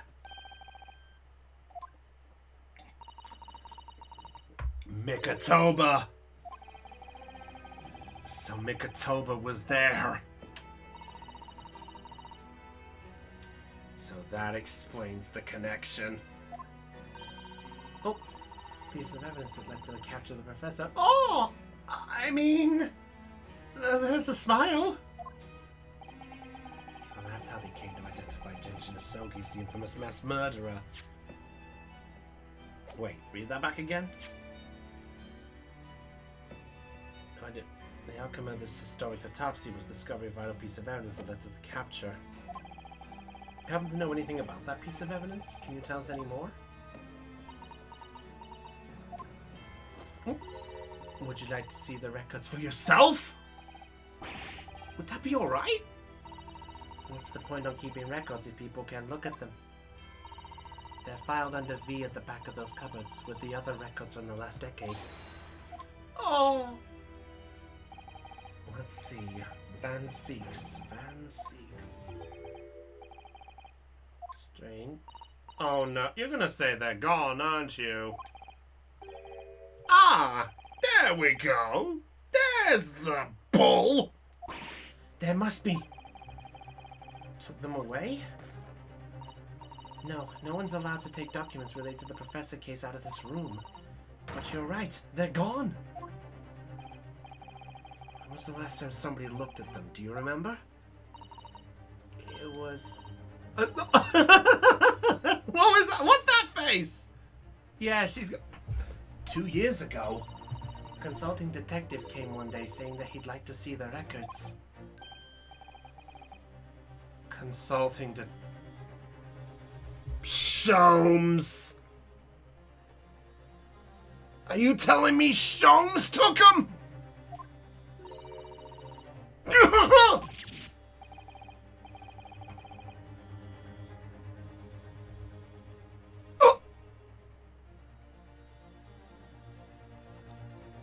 Holmes! That's what he's hiding. He's got the Autopsy Report! Do you think he stole the records? Oh, no. Jeez, Iris can't believe this shit. Iris? Oh, God, poor Iris.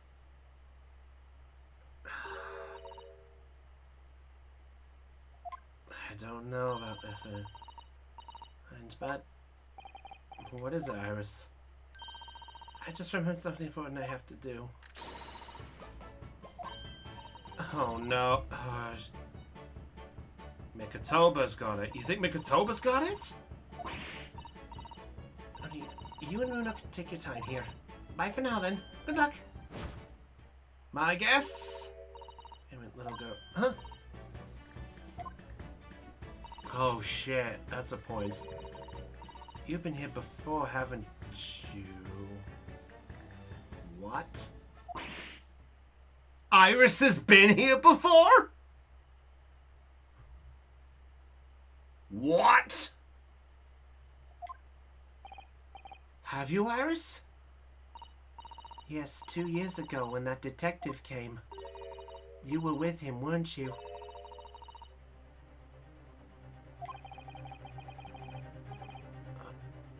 Wait, what? What? Iris?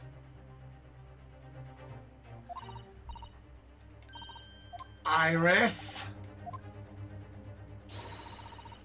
You get home. Iris?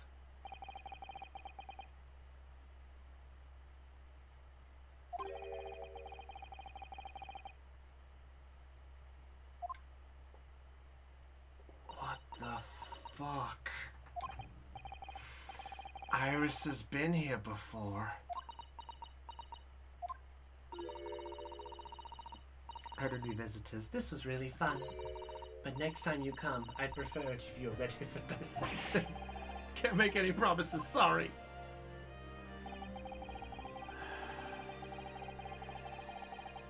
Things have disappeared and Iris has gone crazy. Sholmes, you better have a damn good reason for this.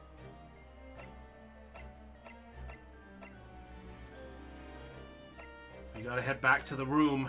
Okay, let's head back to the crime scene. Hey! Green case!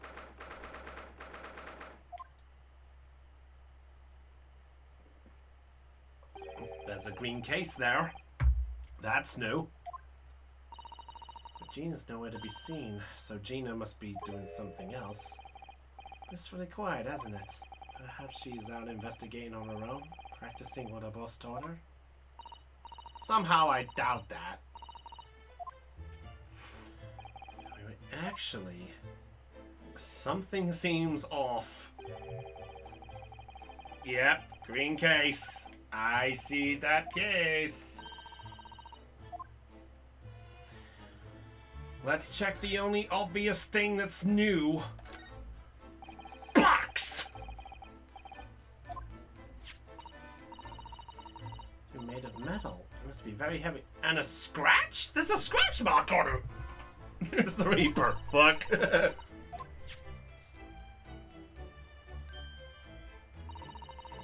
Initials on the outside. Look. TG. Tobias Gregson. Where the fuck? Oi! What do you think you're doing? Gina! Uh-oh. Hands off! Gina! Where were you hiding? I don't know. He leaves something unattended for a few seconds and every Tom, Dick and Harry's got his greedy eyes on it. Just a wild guess, Gina, but... What? Spit it out, Otto. Is it fair to say that you've only owned the trunk since this morning's trial? What? What are you trying to say? Come on, his trunk goes with me everywhere. Always has. Where you been last year? Trying not to incur your wrath, mainly. Alright. We know that belonged to Tobias. Oh no, they should be ashamed of themselves. They're saying, yeah, they're the boss who killed all them bludgers. Now you know where the Harry Potter got it from. Little Reaper thing. Yeah. Apparently the boss was investigating stuff that no one else at the yard knew nothing about. Stuff to do with all them criminals what got scot-free. One was prosecuted by Lord Van Syke, who used bribery and corruption to evade conviction. Well then, obviously, it wasn't that bloomin' Reaper giving the orders, would it? But why would people be suspecting Gregson being involved in the killings? You a fan of the Tomb Raider series, Brownie? I liked the movie. Wasn't the biggest fan of the games. I remember I tried playing one of the games, I just couldn't get behind the tank controls of the PS1 game at the time. I think it was like the original first one I played as a demo. I just couldn't get behind it as a kid and it just turned me off. I understand how good they are. Doesn't sound good. It had details about all the crimes that have been pegged as the Reaper's work. Oh no. What? You see that notebook? They wouldn't flaming let me because I'm just an apprentice apparently. It's me who found it and he was my boss. That's right. I was pretty miffed about it, so I sneaked a peek at what it said anyway. Uh-oh. That's our Gina. For once, Gina's snooping might have actually done some good. You managed to see what was written in Gregson's secret notebook anyway, did you? Way I see it, it's my right to read what he wrote. I wouldn't say right, but... Dates, times, places, names, and an all long list of them. All details about the bludgers supposed to have been done in by the Reaper. But there could be an explanation for that. There was a record of inspectors' investigations into the Reaper's activities. Ugh. Exactly. That's what I said. That's the first thing you'd think, right? As it happens, it was full of names I recognized anyway. Oh! Well, the Reaper's targets were almost exclusively known leaders of London's criminal underworld. Well, yeah, but there was one What? At the end of the list, you mean? I'm pretty sure the date against it was 31st October. Oh! So what was the odd name? It weren't like a name I've ever seen before. It was something like, this is gonna be big, I can tell.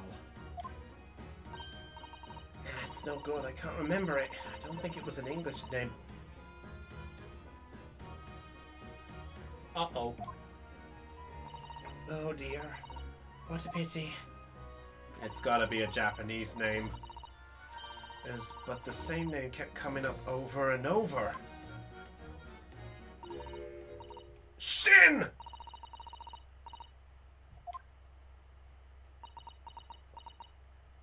Oh. Oh no. Shin. What? It does mean something. Lord Van Seeks knew the name too. He mentioned her. God damn it. I know her name appeared in Gregson's secret notebook. Here we go again. Seen you for a little while, have we, Gina? Well, of course not. I've been busy, ain't I? Investigating in there. The lads at the yard are trying to trace the boss's movements the day before it happened. The day before? That would be the undercover investigation of the Red-Eyed League, then. Only the boss didn't go, did he? You found some cove who was pretending to be him, didn't you, Odo? Yep, that's all we got from him. Mr. Vigil, who went to the park with the wig and the badge. Well, anyway, you ain't the only one turning stuff up. I've got my own ways of getting results. Toby! Toby! Doggy! Yay, we see one pet back. Good dog. So good to see you back. Little Toby! Good dog. You tracked anything down then? What do you think, eh? Of course we have. Can't tell you though. Police business. Oh, bad dog.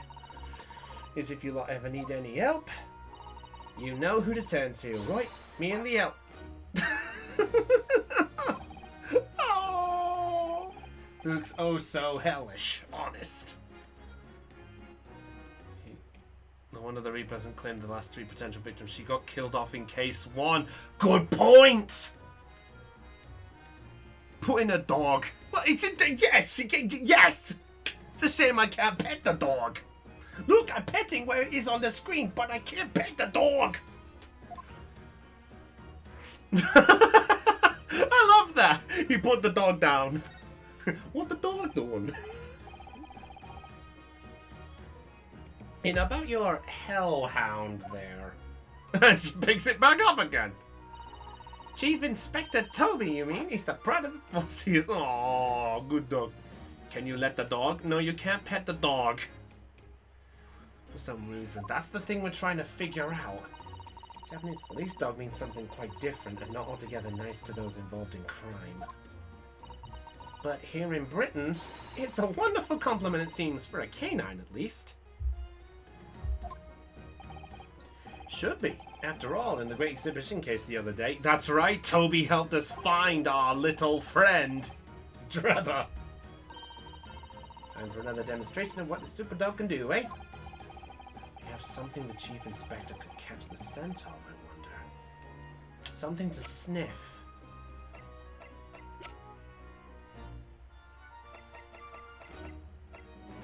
Would it be the red hair? No, because that was worn by... let's see.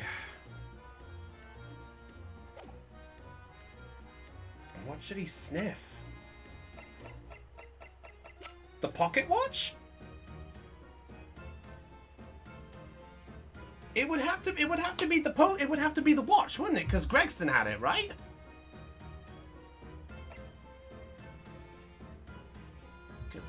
The Asogi papers? Maybe? Take that! Toby? Oh! Ooh! Bruff! Inspector said woof to that, Odo. Yes, I heard. So, dud! That particular item didn't excite him very much. Nothing else? I'll have a think. Okay, let's try that again. Okay, let's try that again. Jose? Okay. Trying to trace Inspector Gregson's movements, so... I don't know, Odo, what you got for him? It's gotta be the watch. It's gotta be the watch, because Gregson wouldn't leave it. Take that!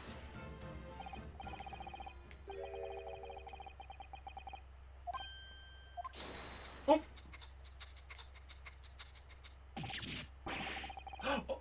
Oh! There we go! What's the watch? Huh? Oh, jeez! You Inspector made short work of Gina there. The case?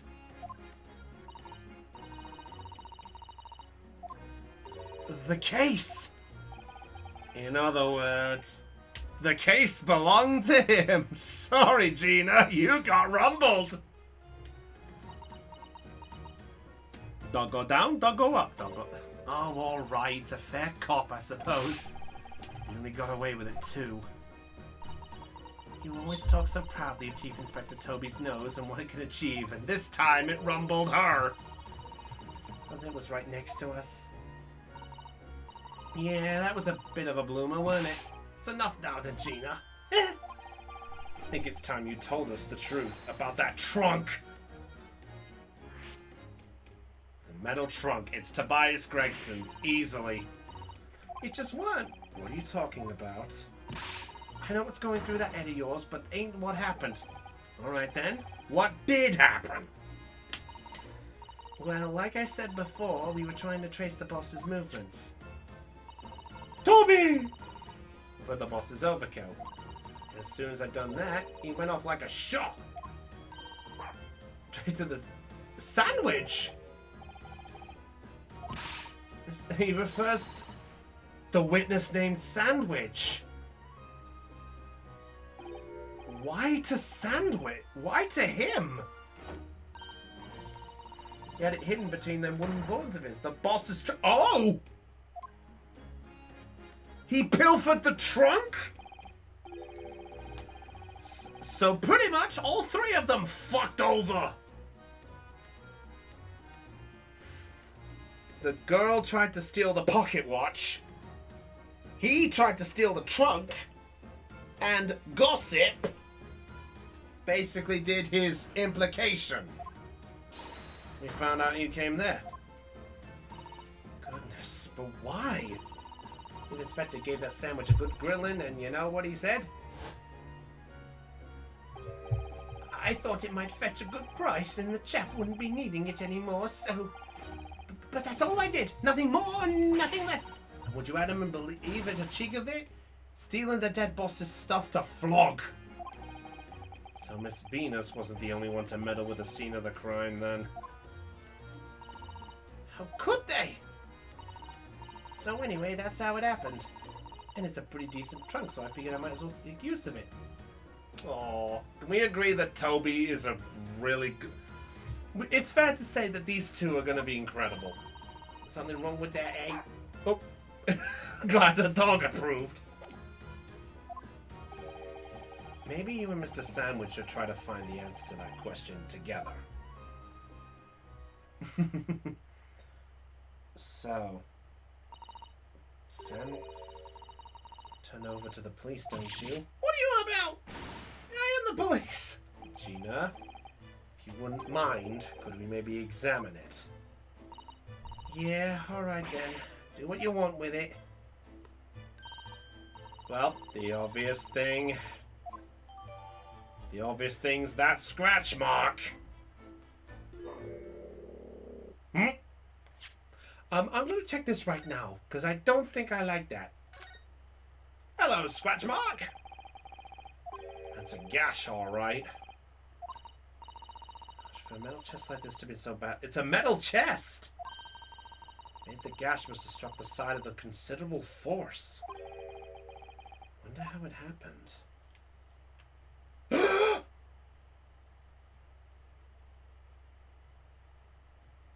Blood! That's blood! Guys?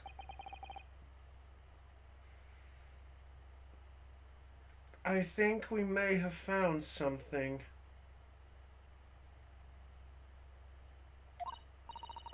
That's blood, all right. But why? So this was present at the scene when Inspector Gregson was killed. To think Gina's been carrying this around with her. If you didn't know any better, I suppose it does look like a grease stain from all the fish and chips. So it's confirmed, but is there anything we can use to unlock it? We need to... What's inside? Hello? Just checking the other side. What is it? A passport authorizing to travel overseas. Yep, he was gonna go on a trip to Paris, most likely.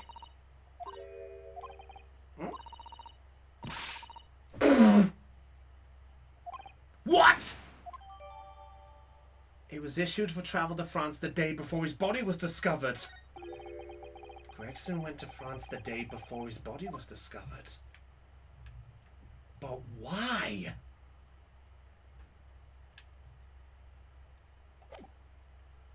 And now... What's the matter with Toby? Why is he acting so aggressive towards me all of a sudden? Oh, the trunk? Oh! Bad dog! Bad dog! Bad dog! Bad dog! Jesus!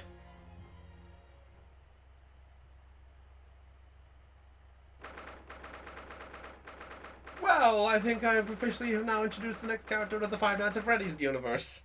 Toby the dog. I'm sorry if you all got the scare too. Okay. Back at the office. And now this is where the hidden trophy kicks in. This is Sato. Sholmes! Ah, conscious again at last. A blessed relief, my dear fellow. After all, to drop dead after a moderate licking by a small terrier, mostly unseemly.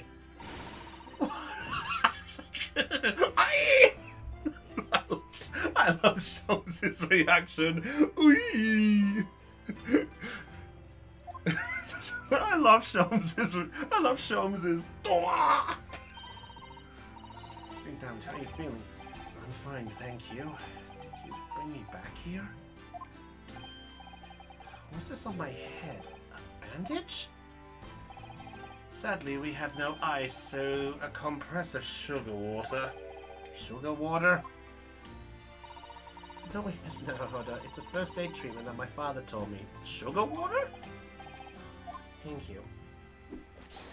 So, let us take tea when you're feeling up for it. But of course, no sugar in the patient's cup. The bump on my head is throbbing sweetly enough, don't worry. If you feel ready, then. But first, we need to head back to the crime scene. Because there's a trophy. Once you get knocked down by Toby, which I knew was gonna happen, I was waiting for it, come back and talk to Gina. This is where your trophy kicks in. Gina, I'm really sorry. Oh! Staff didn't. If you asked me a year ago, the cops would go hang all I get. But we gotta have police, don't we, to catch the bludgers. So us divers can go about our business in peace. Wait, sorry? I don't think I can have heard that properly. Teach me everything I need to know to be a detective. Oh! Actually, that reminds me. Grace said he was supposed to be going to Paris in the near future, didn't he? Something wrong? Oh, no. I'm sure I'm reading too much into things. It's just that the timing seems very coincidental. You know, the boss was acting a bit strange recently. Like he was always in a rush. There we go! Ironically enough, that's a gold trophy. Best chips in town. There we go. Right.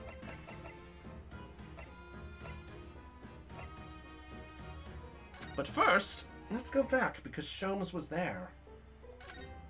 Let's have a word with Sholmes. Get a feeling we're going to need him. Thank you for your concern, Mr. Sholmes.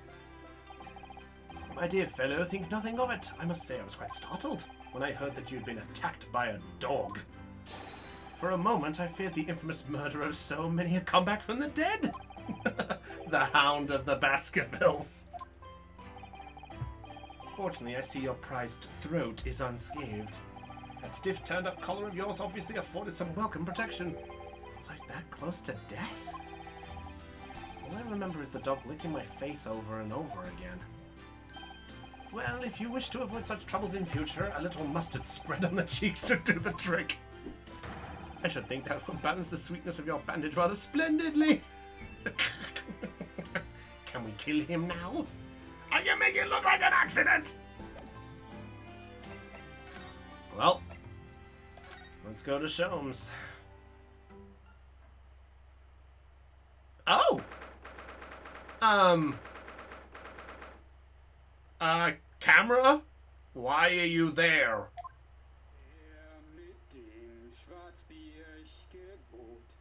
What? I was... What? What?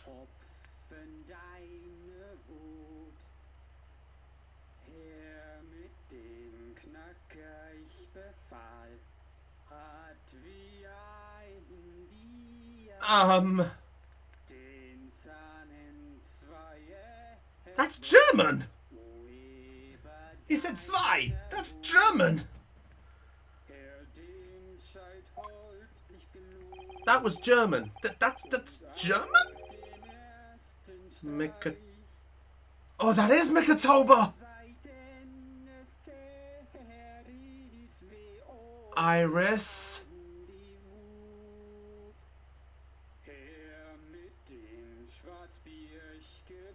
Mikatoba. Iris. German folk song. Oh, I was right. Tradition, I think. That's the least of my Funeral song? This is a German song?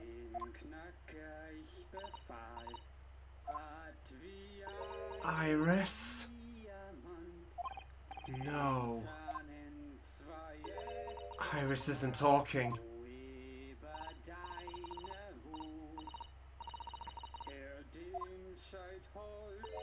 She's not speaking. Is she even listening? Excuse me, sir. I do apologize for troubling you whilst you're singing so merrily, but would you be kind enough to explain the situation? Well, that worked. Cunning gentleman and a mute young girl. Tantalizing juxtaposition. And one that appears to have incited the gods of deduction. Oh, no.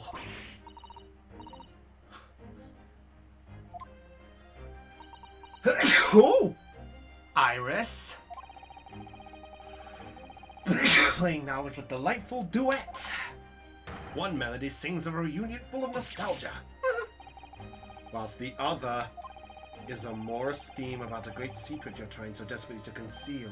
Iris. Iris is keeping quiet.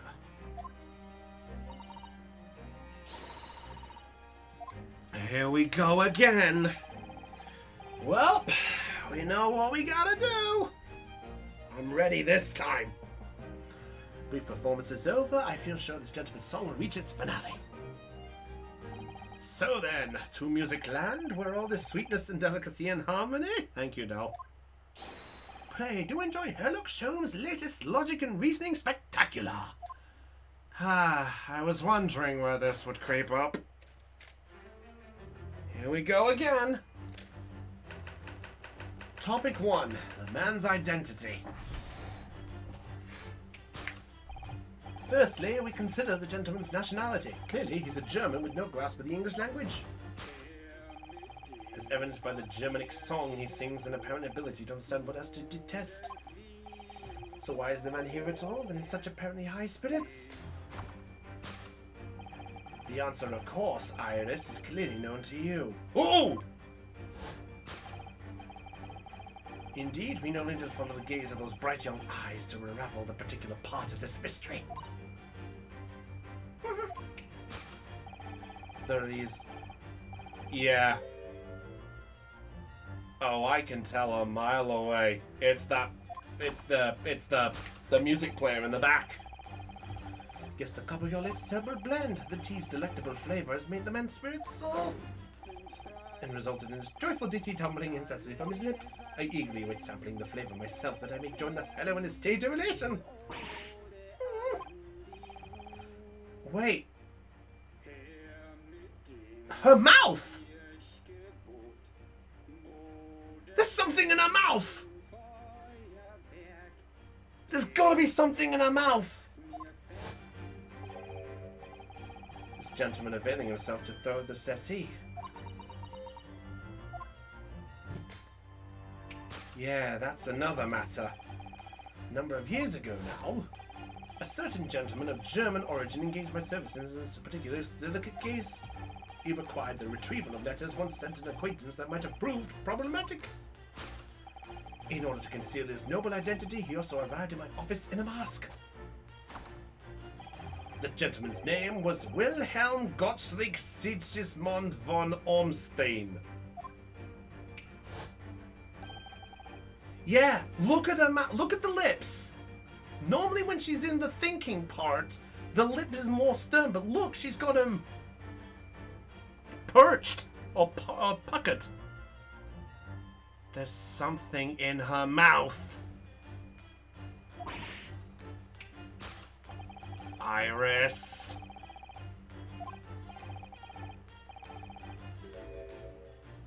What the hell are you hiding? Odin has decided to show his face again, mask and all, in order to express his gratitude. Victims of the Professor. Oh! Really? Monarch indeed, wouldn't you agree, my dear fellow? Well, there's the first. So apparently the King of Germany is his first one. So... No. That has to be Mikatoba.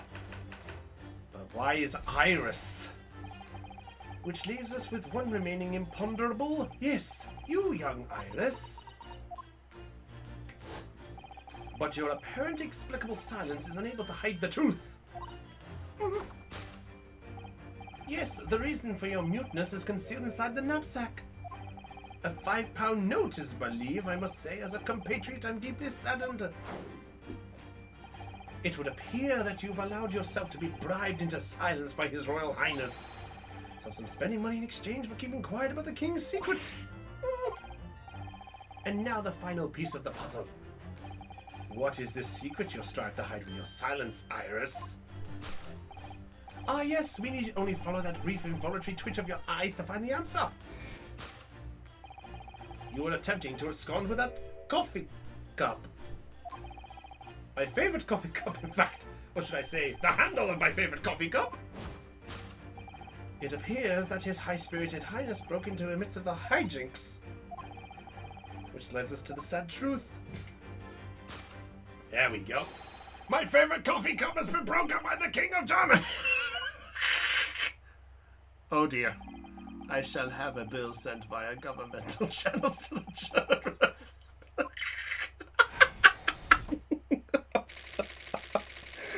Oh Sholmes don't change, you fucker. Thus concludes Airlock Sholmes' great deduction of this painful puzzle. I fuck.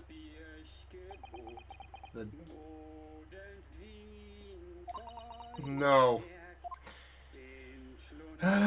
We know what we gotta do. With the silence as well, the fellow's joyful warbling rather rings in the ears, does it not? Mr. Sholmes, I must say something does rather trouble me. Pray, Mr. Sato, do tell. Metric October, true. It doesn't appear to have moved a muscle since we arrived. Oh! You haven't said a word either, Iris. She's hiding. So, alright, you may as well own up to it now.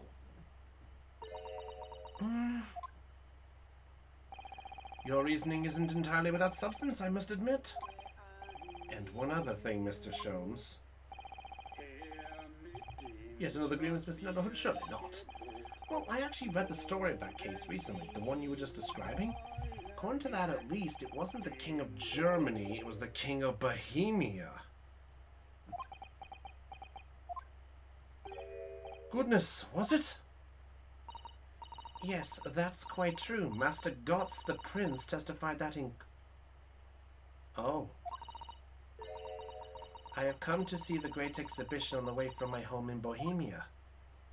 So that little kid with the balloons! The little kid was the prince! Ask you to keep that minor error to yourselves. It could easily become quite a scandal. I believe, Mr. Naruhodo. It's our turn to make some corrections. Here we go, everybody! Let's rock! You might be slightly wide of the mark this time. Although it's clear that Iris is definitely hiding something. Find the truth behind the mysterious. The one truth is incontrovertible. My favorite coffee cup is no more. Shall we embark again? Everyone? I think this time... to point a joint presentation of Airlock Sholmes' Logic and Reasoning Spectacular. Or in my personal case, it is Brownie's Logic and Reasoning Fixable Spectacular. Let's do this.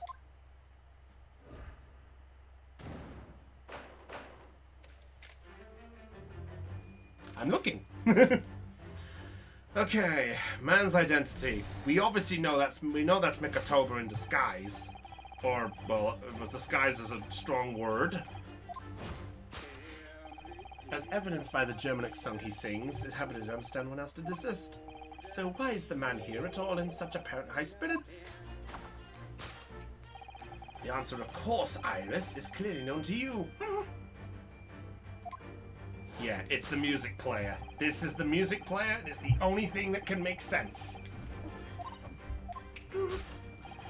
The reason for the man's mildly irritating wobbling is revealed by the herbal tea. No! So what? It's some mix of herbs that gives you the urge to sing? Goodness, I should like to try some. And I'd like to hear your singing, but this man... Just how long does he intend to keep up with that tune, do you suppose? As I said, he's been stuck still the entire time, and if you look closely, his lips aren't moving either. Ah! So I'm not sure what's actually responsible for the spirited singing.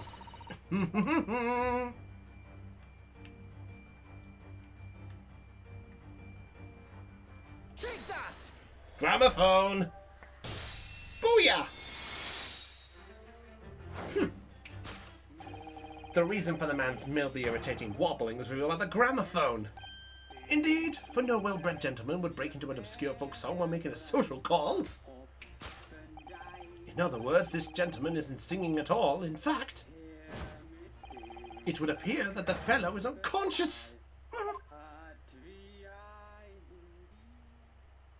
Ah, and the music has stopped. How convenient. I ask you, Mr. Naruhodo, yes? Why would I have purchased a recording of that gibberish? How should I know? Well, never mind. On with the deduction. Who exactly is this gentleman availing himself so thoroughly on the settee?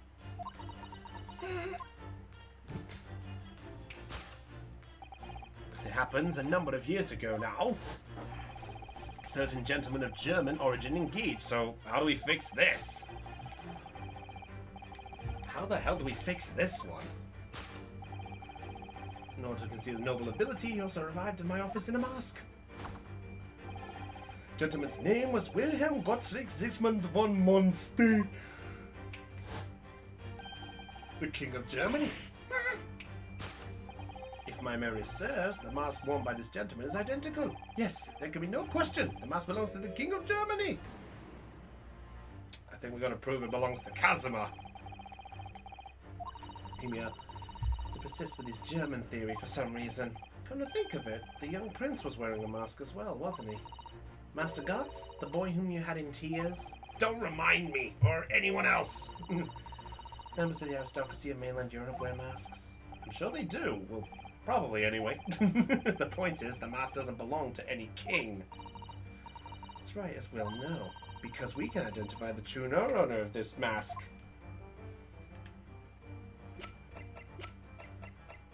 Casimir! Take that! There we go. Yes, there can be no question. The mask belongs to Casimir Asogi. In other words, my memory is subliminally unreliable. Only you could try to make that sound positive. Casimir's mask has been languishing on the metal chest for several days, though that doesn't explain why the gentleman's wearing it now. But it is now a simple matter to determine our guest's true identity. After all, the gentleman is unconscious. We just have to remove the mask. Yep. Hi, Mikatoba. I don't believe it. Father? Father! I'm afraid, Mr. Sato, you must be mistaken. No, I think no. Oh my lord, Sasato's getting into it. Then it would appear our logic and reasoning has once again revealed the truth. This mysterious visitor. Oh, Sasato! It's my unconscious father, Eugene Mikatoba! Logic and reasoning, or just looking and saying? Glad to see Sasano's getting in on it. But now, what the fuck? But why is Iris all quiet though? That's the issue part. Just with one other remaining imponderable. Yes, you, young Iris. But your apparent explicable silence is unable to hide the truth. The money? No, it's not the money. Stealing my thunder? I'll let her have a mo. Let Susato have some fun. She hasn't had a chance to do this. Enemy encounter is in coin form. I know. I'm not even sure if we've seen any banknotes here in Britain at all, have we? Anyway, Father, we never paid money for Iris' sirens. Judging by his present state, one of the reasons Iris' silence, I suppose. Perhaps what Iris is trying so hard not to give away with our eyes is something entirely different.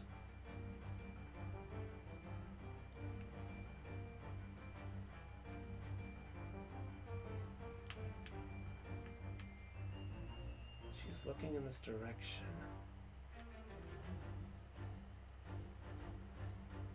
The chest? It's unlocked!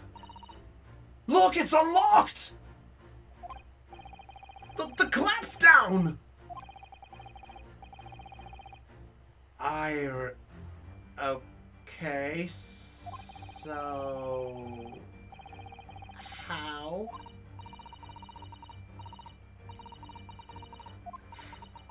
Look at it now. The catch is unlocked.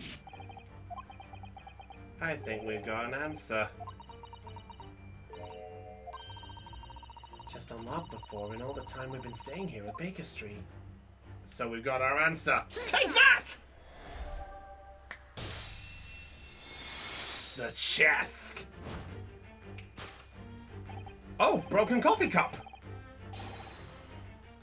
inside the pressure chest. An excellent observation, for upon closer inspection there is something different about the chest's appearance. It's kept locked at all times, yet now the catch is open. Evidently, this has something to do with your refusal to speak, Iris. But it's a simple enough matter to incite you to speak, I'm sure. I merely need to open this chest. We're gonna see inside. Here we go. Early dump.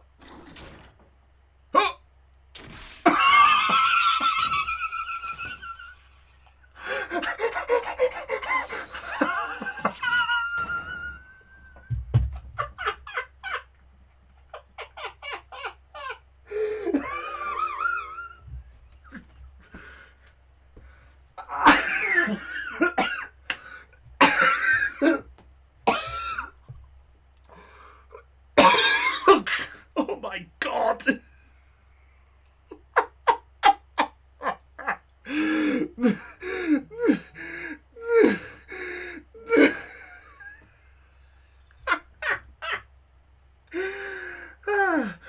Yeah, so that's what happened. Yes, he got punched. Oh, Hurley, I told you not to open it. So you found your voice now, Iris. In other words, what just happened clearly reveals the truth here. Yes, the real reason for your silence until now is different to the usual dance of deduction. Well, he's left me alone on the ballroom floor. Oh shit! We're on our own! We're on our own! You mean you don't actually know the answer yet, despite that knowing to point the finger before? Mr. Sato, sometimes a man needs to point his finger first and think later. Oh, well, if you say so. I think we better examine Iris more closely and try to rescue the situation. Okay, what were you... Skirts? I'm scared to see the skirt. Knapsack. Aha!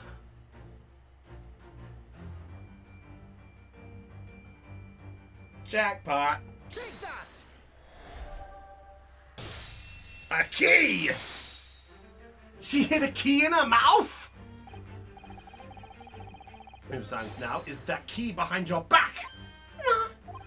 When Mr. Shows was thrown into the air before...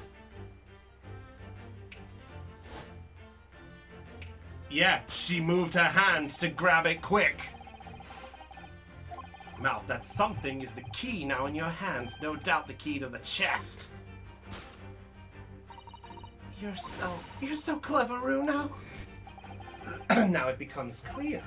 Thanks to Mr. Shom's graphic demonstration, we'll imagine what happened here. But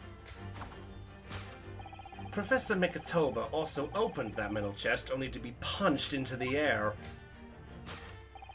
and land sprawled on the settee. But wait, that doesn't explain all the facts. What about the stylish scarf and the cup of tea? And above all, why would he be wearing Kazuma-sama's mask? Well, for those curious details, I can think of only one explanation. Clearly, an unbelievable miracle took place in this room. Isn't that right, Iris? Consider how the room... Are you telling me by the luck of the damn draw? Open the chest, unaware of what awaited him. The mask flung. The teacup's journey through the air ended with it caught in Kutcher's finger, while another one broke. You mean to say that the stylish scarf was the tablecloth? Yep! Detective's office, after all, a place of miraculous deductions.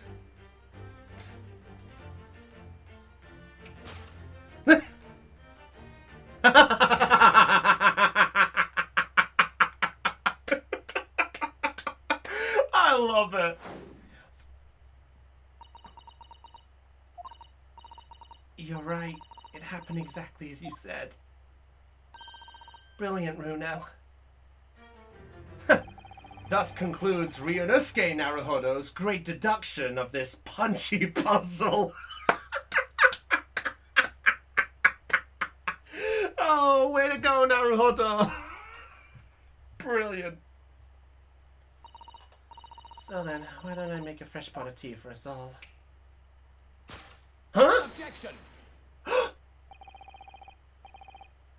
He actually said objection. Okay. But in the final act of the show there, you rather missed everything of importance. Mr. Sholmes, if you would cast your mind back to my earlier deduction... Iris, clearly you're hiding a great secret. She is, from the look on her face. Whatever the great secret is, the cat isn't out of the bag yet. So I put it to you again. You were attempting to abscond with that coffee cup. No. I think it's underneath it.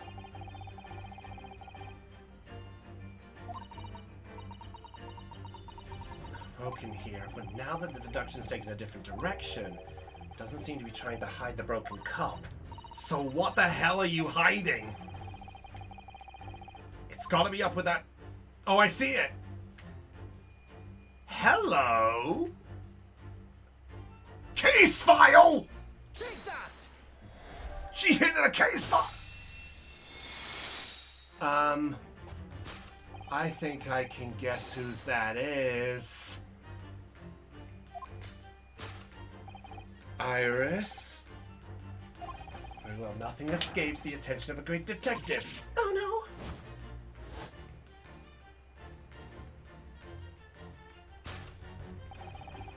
It was Sykes' case file! Dr. Gorey informed us that the autopsy report of Clint Van Sykes had gone missing. I can imagine that she's looking at the camera just like, what are you doing back here? Clint Van Sykes? Yes, I do seem to recall. That some years ago I asked to see the report in question. You were with me, weren't you, Iris? So that explains why she was there. You mean it was you, Iris? Those papers you have there. I'm sorry. Oh.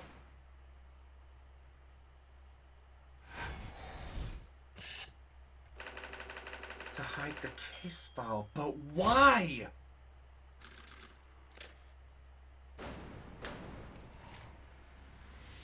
Elementary. But why? In truth, I would like to have thought I could have predicted the booby-trapped chest. But it caught me completely off guard. I was very nearly the late consulting detective Herlock Sholmes. Sorry, Hurley. So you mean this autopsy report really is? Yes, I took it from the lab, even though I knew it was very important. But why, though? That's the issue. Why?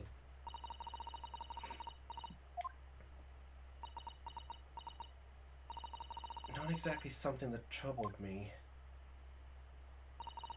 Something I'd been looking for. Saw this report when I saw the writing in it.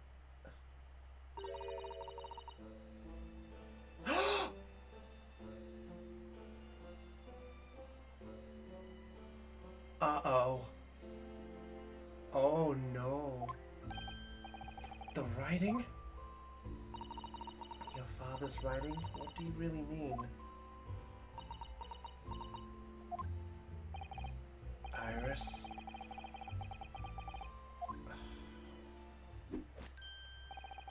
Forgive me interrupting, my dear fellows. Mr. Sholmes, what is it? I feel as though the poor unconscious gentleman on the settee has been somewhat forgotten. Yeah, we should probably wake him up first. Focus somewhere more peaceful to rest. Would you be so kind as to lend him your bed? We must do our very best to make him comfortable, I feel. Oh, yes, of course. I'll help you carry him up. No, I can manage alone, thank you. You have tea to enjoy. You won't want Iris's brew to stew. Because there's no better way to make the professor comfortable than dragging him upstairs like a trunk. I wonder... Making himself scarce to give Iris the chance to talk.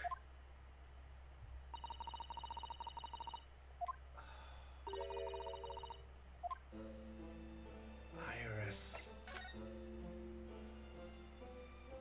I don't think dodged the bullet. I think he just wanted to... I think maybe it was Sholmes that was making him comfortable because of the whole hiding daddy.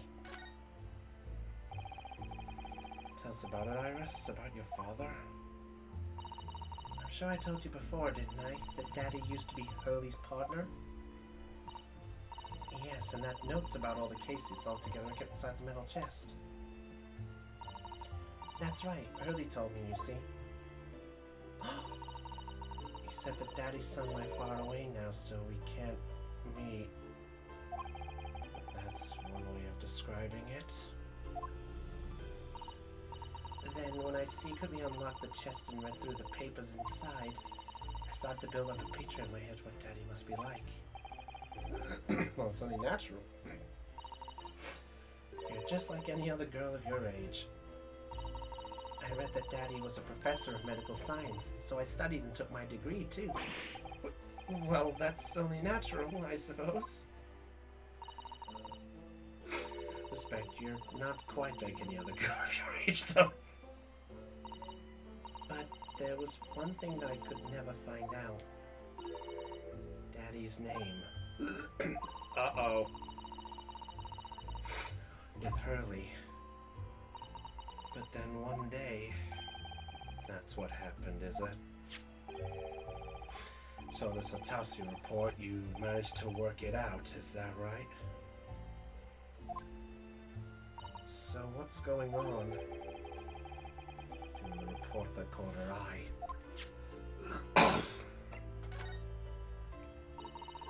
When I saw the writing on that report, I could hardly believe it. I know that handwriting, I thought to myself, because it was the same as the writing you'd seen in your father's case notes. Exactly. And I was desperate to compare the two properly. I needed to see them side by side. The doctor in the laboratory, but I was told I couldn't take the report away. And even worse, I was told that that was the first and last time we'd be allowed even to look at it there. So you decided to steal it.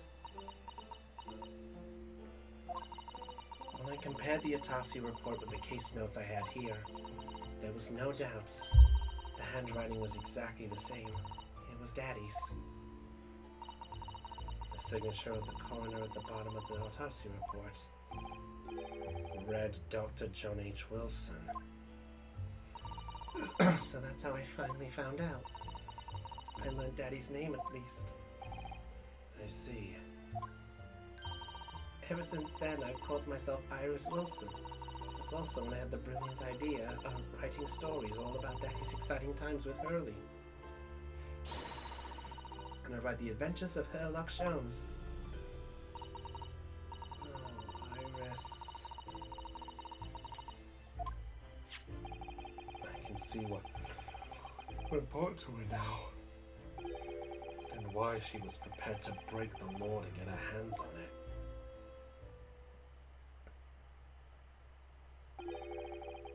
Apologize, Iris. Huh? Sholmes! I know, Carl. I know. You've said it numerous times. We know. Sholmes. I promise, you see, that until the time was right, I'd keep the details about your father a secret.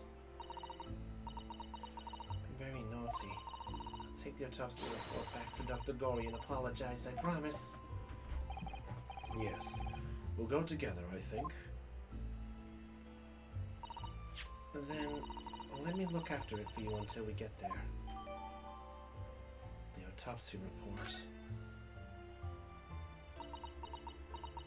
Well, we might as well have a look at it.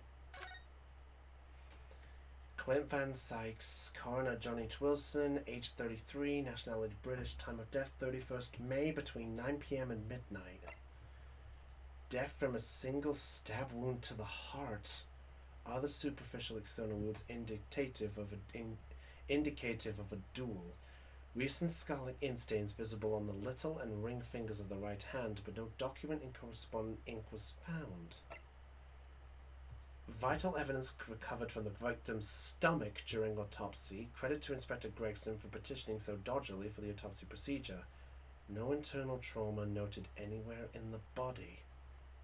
John H. Wilson.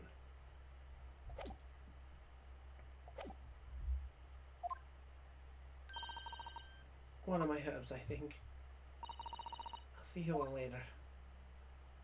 Oh, Iris.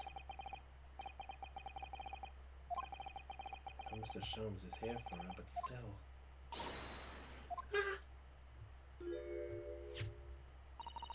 What? What? Mr. Sholmes? Oh dear me. So you've noticed, I see. That would mean... What on earth's the matter, Mr. Sato? You've turned as white as a sheet. It's the autopsy report, Mr. Naruhodo. The one from 10 years ago. The writing... What?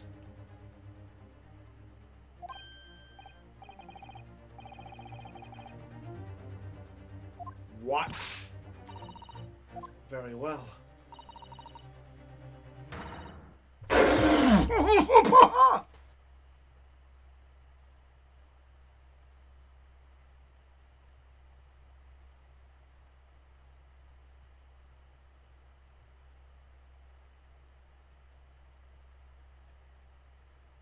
Wait.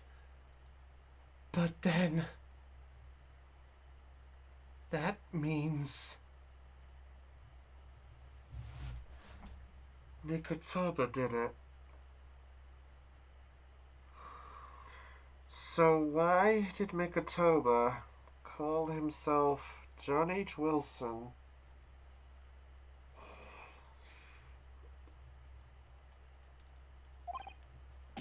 What? It's Mikatoba Wilson. Huh. Oh, there's the bombshell. And now you know, my dear fellows. So Sholmes fucking knew it. That's the truth. So I need to believe. I have to explain. We are getting to the bottom of this! The autopsy report was actually penned by Professor Mikatoba then. But that makes no sense. It's not possible, surely. Not possible, my dear fellow. Pray take a deep breath and think again. Yes, you're right. In some ways, it actually makes a great deal of sense. He was a medical student, so he was here. An affair! Prior to his return, where was Dr. Mikatoba engaged? The prison. The fucking prison! Oh, no. And as an assistant, he would have aided with the dissection work, making detailed notes, which we assembled into the full autopsy report. Once the work was complete, the head coroner would check the contents, put his signature... So Mikatoba ripped the whole thing. Wilson just signed it.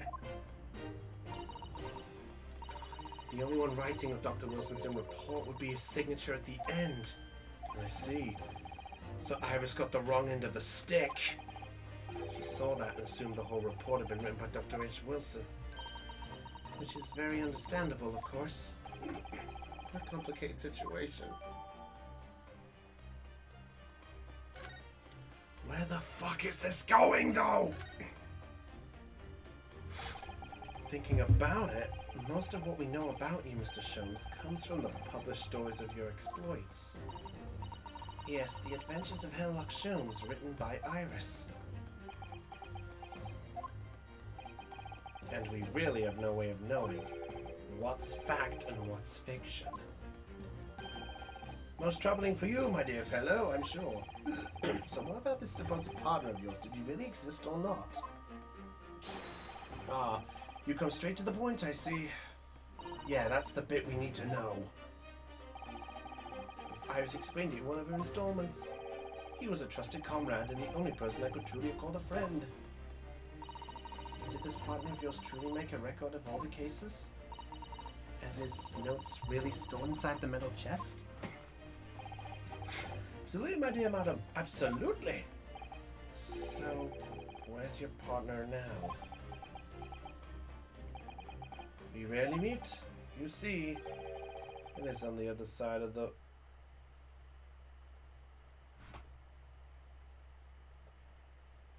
It's Mikatoba. Mikatoba was his assistant.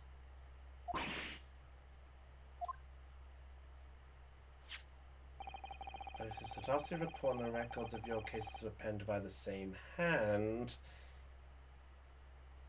and we now know Mikatoba wrote the report,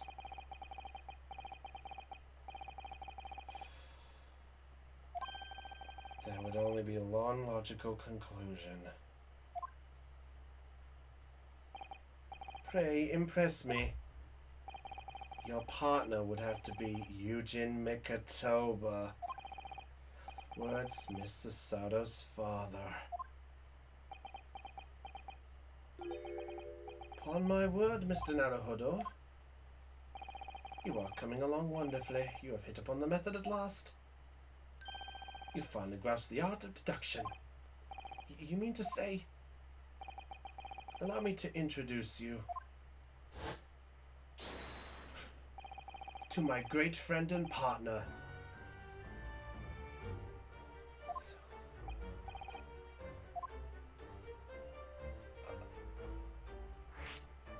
Okay. So he was here, he probably came as still the ambassador thing, but he also came to visit Sholmes. Dr. Wilson? No, my dear. I'm still my old self, Eugen Mikatoba, your father. Oh, of course. That's obviously too much for Sato to take in. It's kind of it for me, too! The Basque of... I'll find out. How my old friend has attained worldwide celebrity as a great mystery solver is the greatest mystery of all. We'll find out. Ah, pray remind me. When was it again, Mikatoba? 16 years ago, Sholmes. Oh yes, quite. 16 years ago. I just arrived from Japan with Sashiro and Genshin. I was in search of lodgings close to the hospitals, some comfortable rooms at a reasonable price. The rents are devilishly high in that particular area. That's right, so I decided I needed someone to share lodgings and the expense. I was fortunate enough to be introduced to Sholmes, who found himself in a similar situation. I was a callow fellow back then, a mere shadow of the great detective you see now. Working at the hospital's chemical laboratory at the time, indulging my curiosities for little gain. And the situation of our cohabitation led to us pursuing cases together, you see. Hard to believe it was a mere 6 years. We had a great many adventures. The last year of Mikatoba's stay in Britain, that most infamous case presented itself. The Professor. The case on which you become rather familiar yourselves. The Professor killings. After the trial, Sashiro and I were summoned back home. Hardly surprising given the circumstances. Yeah, that's the issue. Oh, that's what we're trying to think. Recorded by my trusty chronicler remain in that metal chest. This is just amazing. Professor Mikatoba is Mr. Sholmes' partner.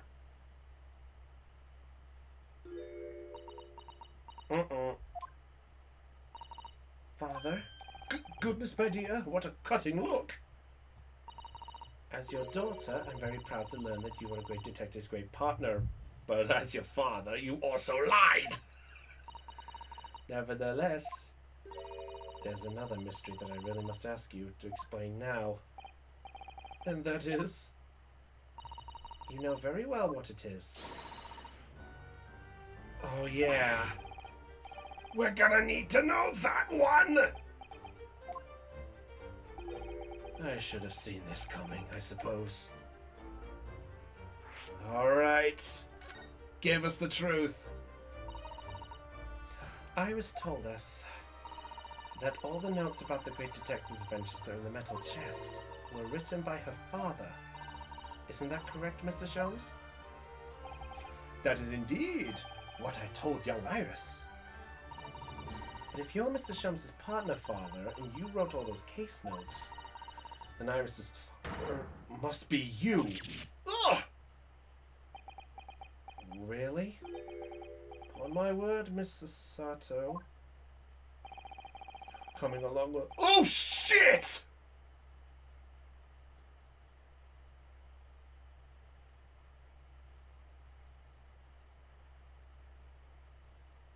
Iris? Iris is Sato's sister. Whoa. What you've always told me, father, is that my mother died when I was born 16 years ago. And you left me in grandmother's care whilst you embarked on your Oh, this had better be good. But all this about Iris... Oh, there it is, Sato-san's ice cold stare! No, now hold on a minute. It was very complicated. I mean, it's really not what you think. See, I explain exactly who that it is. There it is. Now the eyes go from ice cold to red hot just before she... Susanna, take down! You're the wrong end of the stick. Stop, say something, man! It better be... Oh, he's in the garment. That's quite enough, my fiery fellows. Sholmes, when do you get all dressed up? Interrupt this exciting explosion of the past? Mikatoba and I have an urgent matter that What? So, Sholmes, where must you go? Why, my dear madam, is that not obvious? My partner and pursue our natural enemies.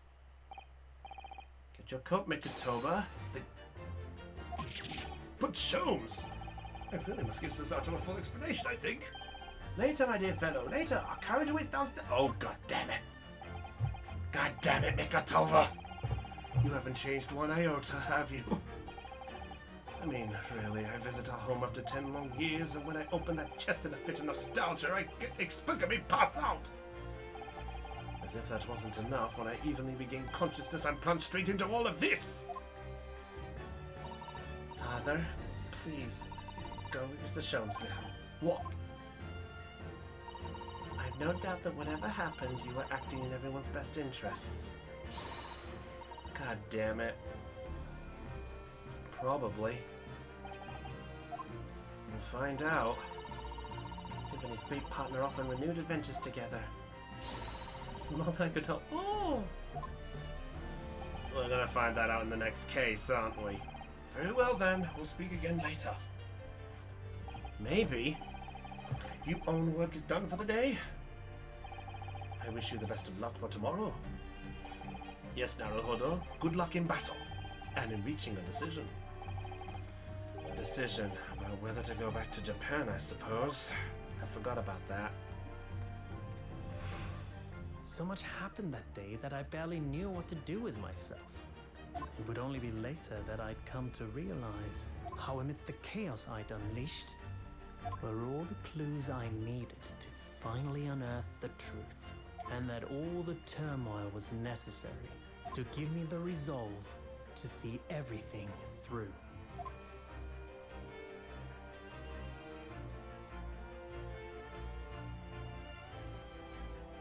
There we go! Case 4 complete! Finally!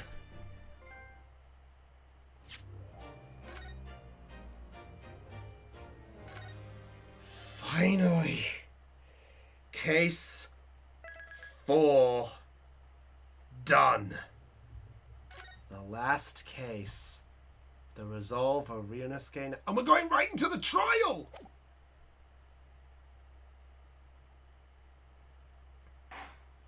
It looks like it.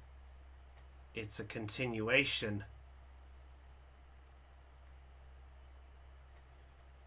Let's see the start. Final chapter. The resolve of Ryunosuke Naruhodo. Let's see how this starts. Oh! Hold on! 3rd of November, 9:14, the Old Bailey Defendant's Antechamber. But we aren't gonna go anywhere near this yet. Looks like I'm gonna have to find some time in the week to start this. Or it might, because this Sunday is going to be interesting. So, we definitely got some answers, but we still don't know what the fuck Wilson was all about. But we're definitely in the process, but that means only a few things. Strongheart's been hiding things. But why? Mikatoba has a child of Iris. What's that about? Wilson, what's his story in all of this? And where the fuck is Ryunosuke gonna go in all of this? Well, we're gonna have to find that out next time. Because right now, we got a lot of shit to do. Yeah, Strongheart the villain. We'll have to wait and see. So until then, everybody, that's all for tonight's live stream. So D&D is cancelled tomorrow. More attorney. You know what? Sure. But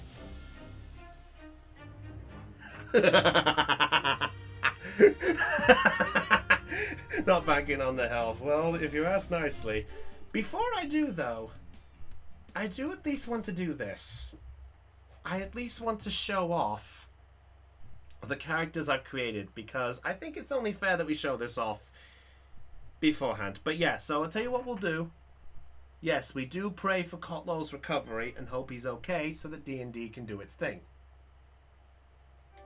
But, I will say if that's the case, maybe so. But I'm at least going to show this off first, because I feel like I want to put a recollection on the stream here, just to show off what I've created so far. Because I think it's only fair that I do this quick. Yeah, so in case anyone wonders, I'm playing this with PlayStation Now. I could get the actual physical copy, but ironically enough, Dynasty Warriors 7 Empires is damn expensive when I looked it up. You'd think it would be, but no, apparently people like number 7. But there is talk of Dynasty Warriors 9 Empires coming out. I am not touching number 9!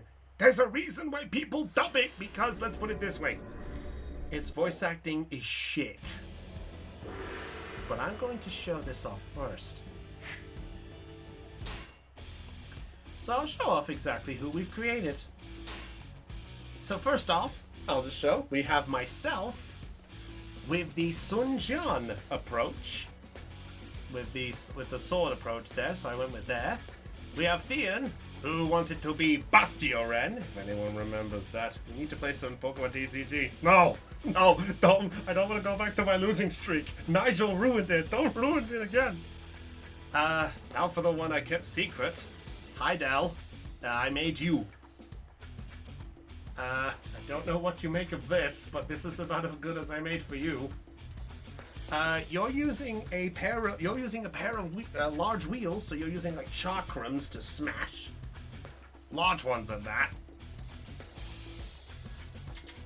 I'm going to show Hannah last because I need to do it. We have Aeon here, who's rocking twin swords as Lu Jun approach. And then, this is the one Hannah asked me to do. I am going to stress this as a factor, by the way. I am so sorry for this. This is Hannah's attire. Hannah chose this. The only thing I contributed was giving her the paintbrush because she does art. Yeah, she wanted this outfit. I asked her what she wanted and she said, I want to have something that's kind of revealing. Granted, I could have done this on Dell for personal fan service on my end, but no. Oh, is Kib streaming right now? Oh, okay. Yeah, we'll go right to Kibatu. But yeah, so this is what's coming our way in all of this. Some of these guys are going to have some fun.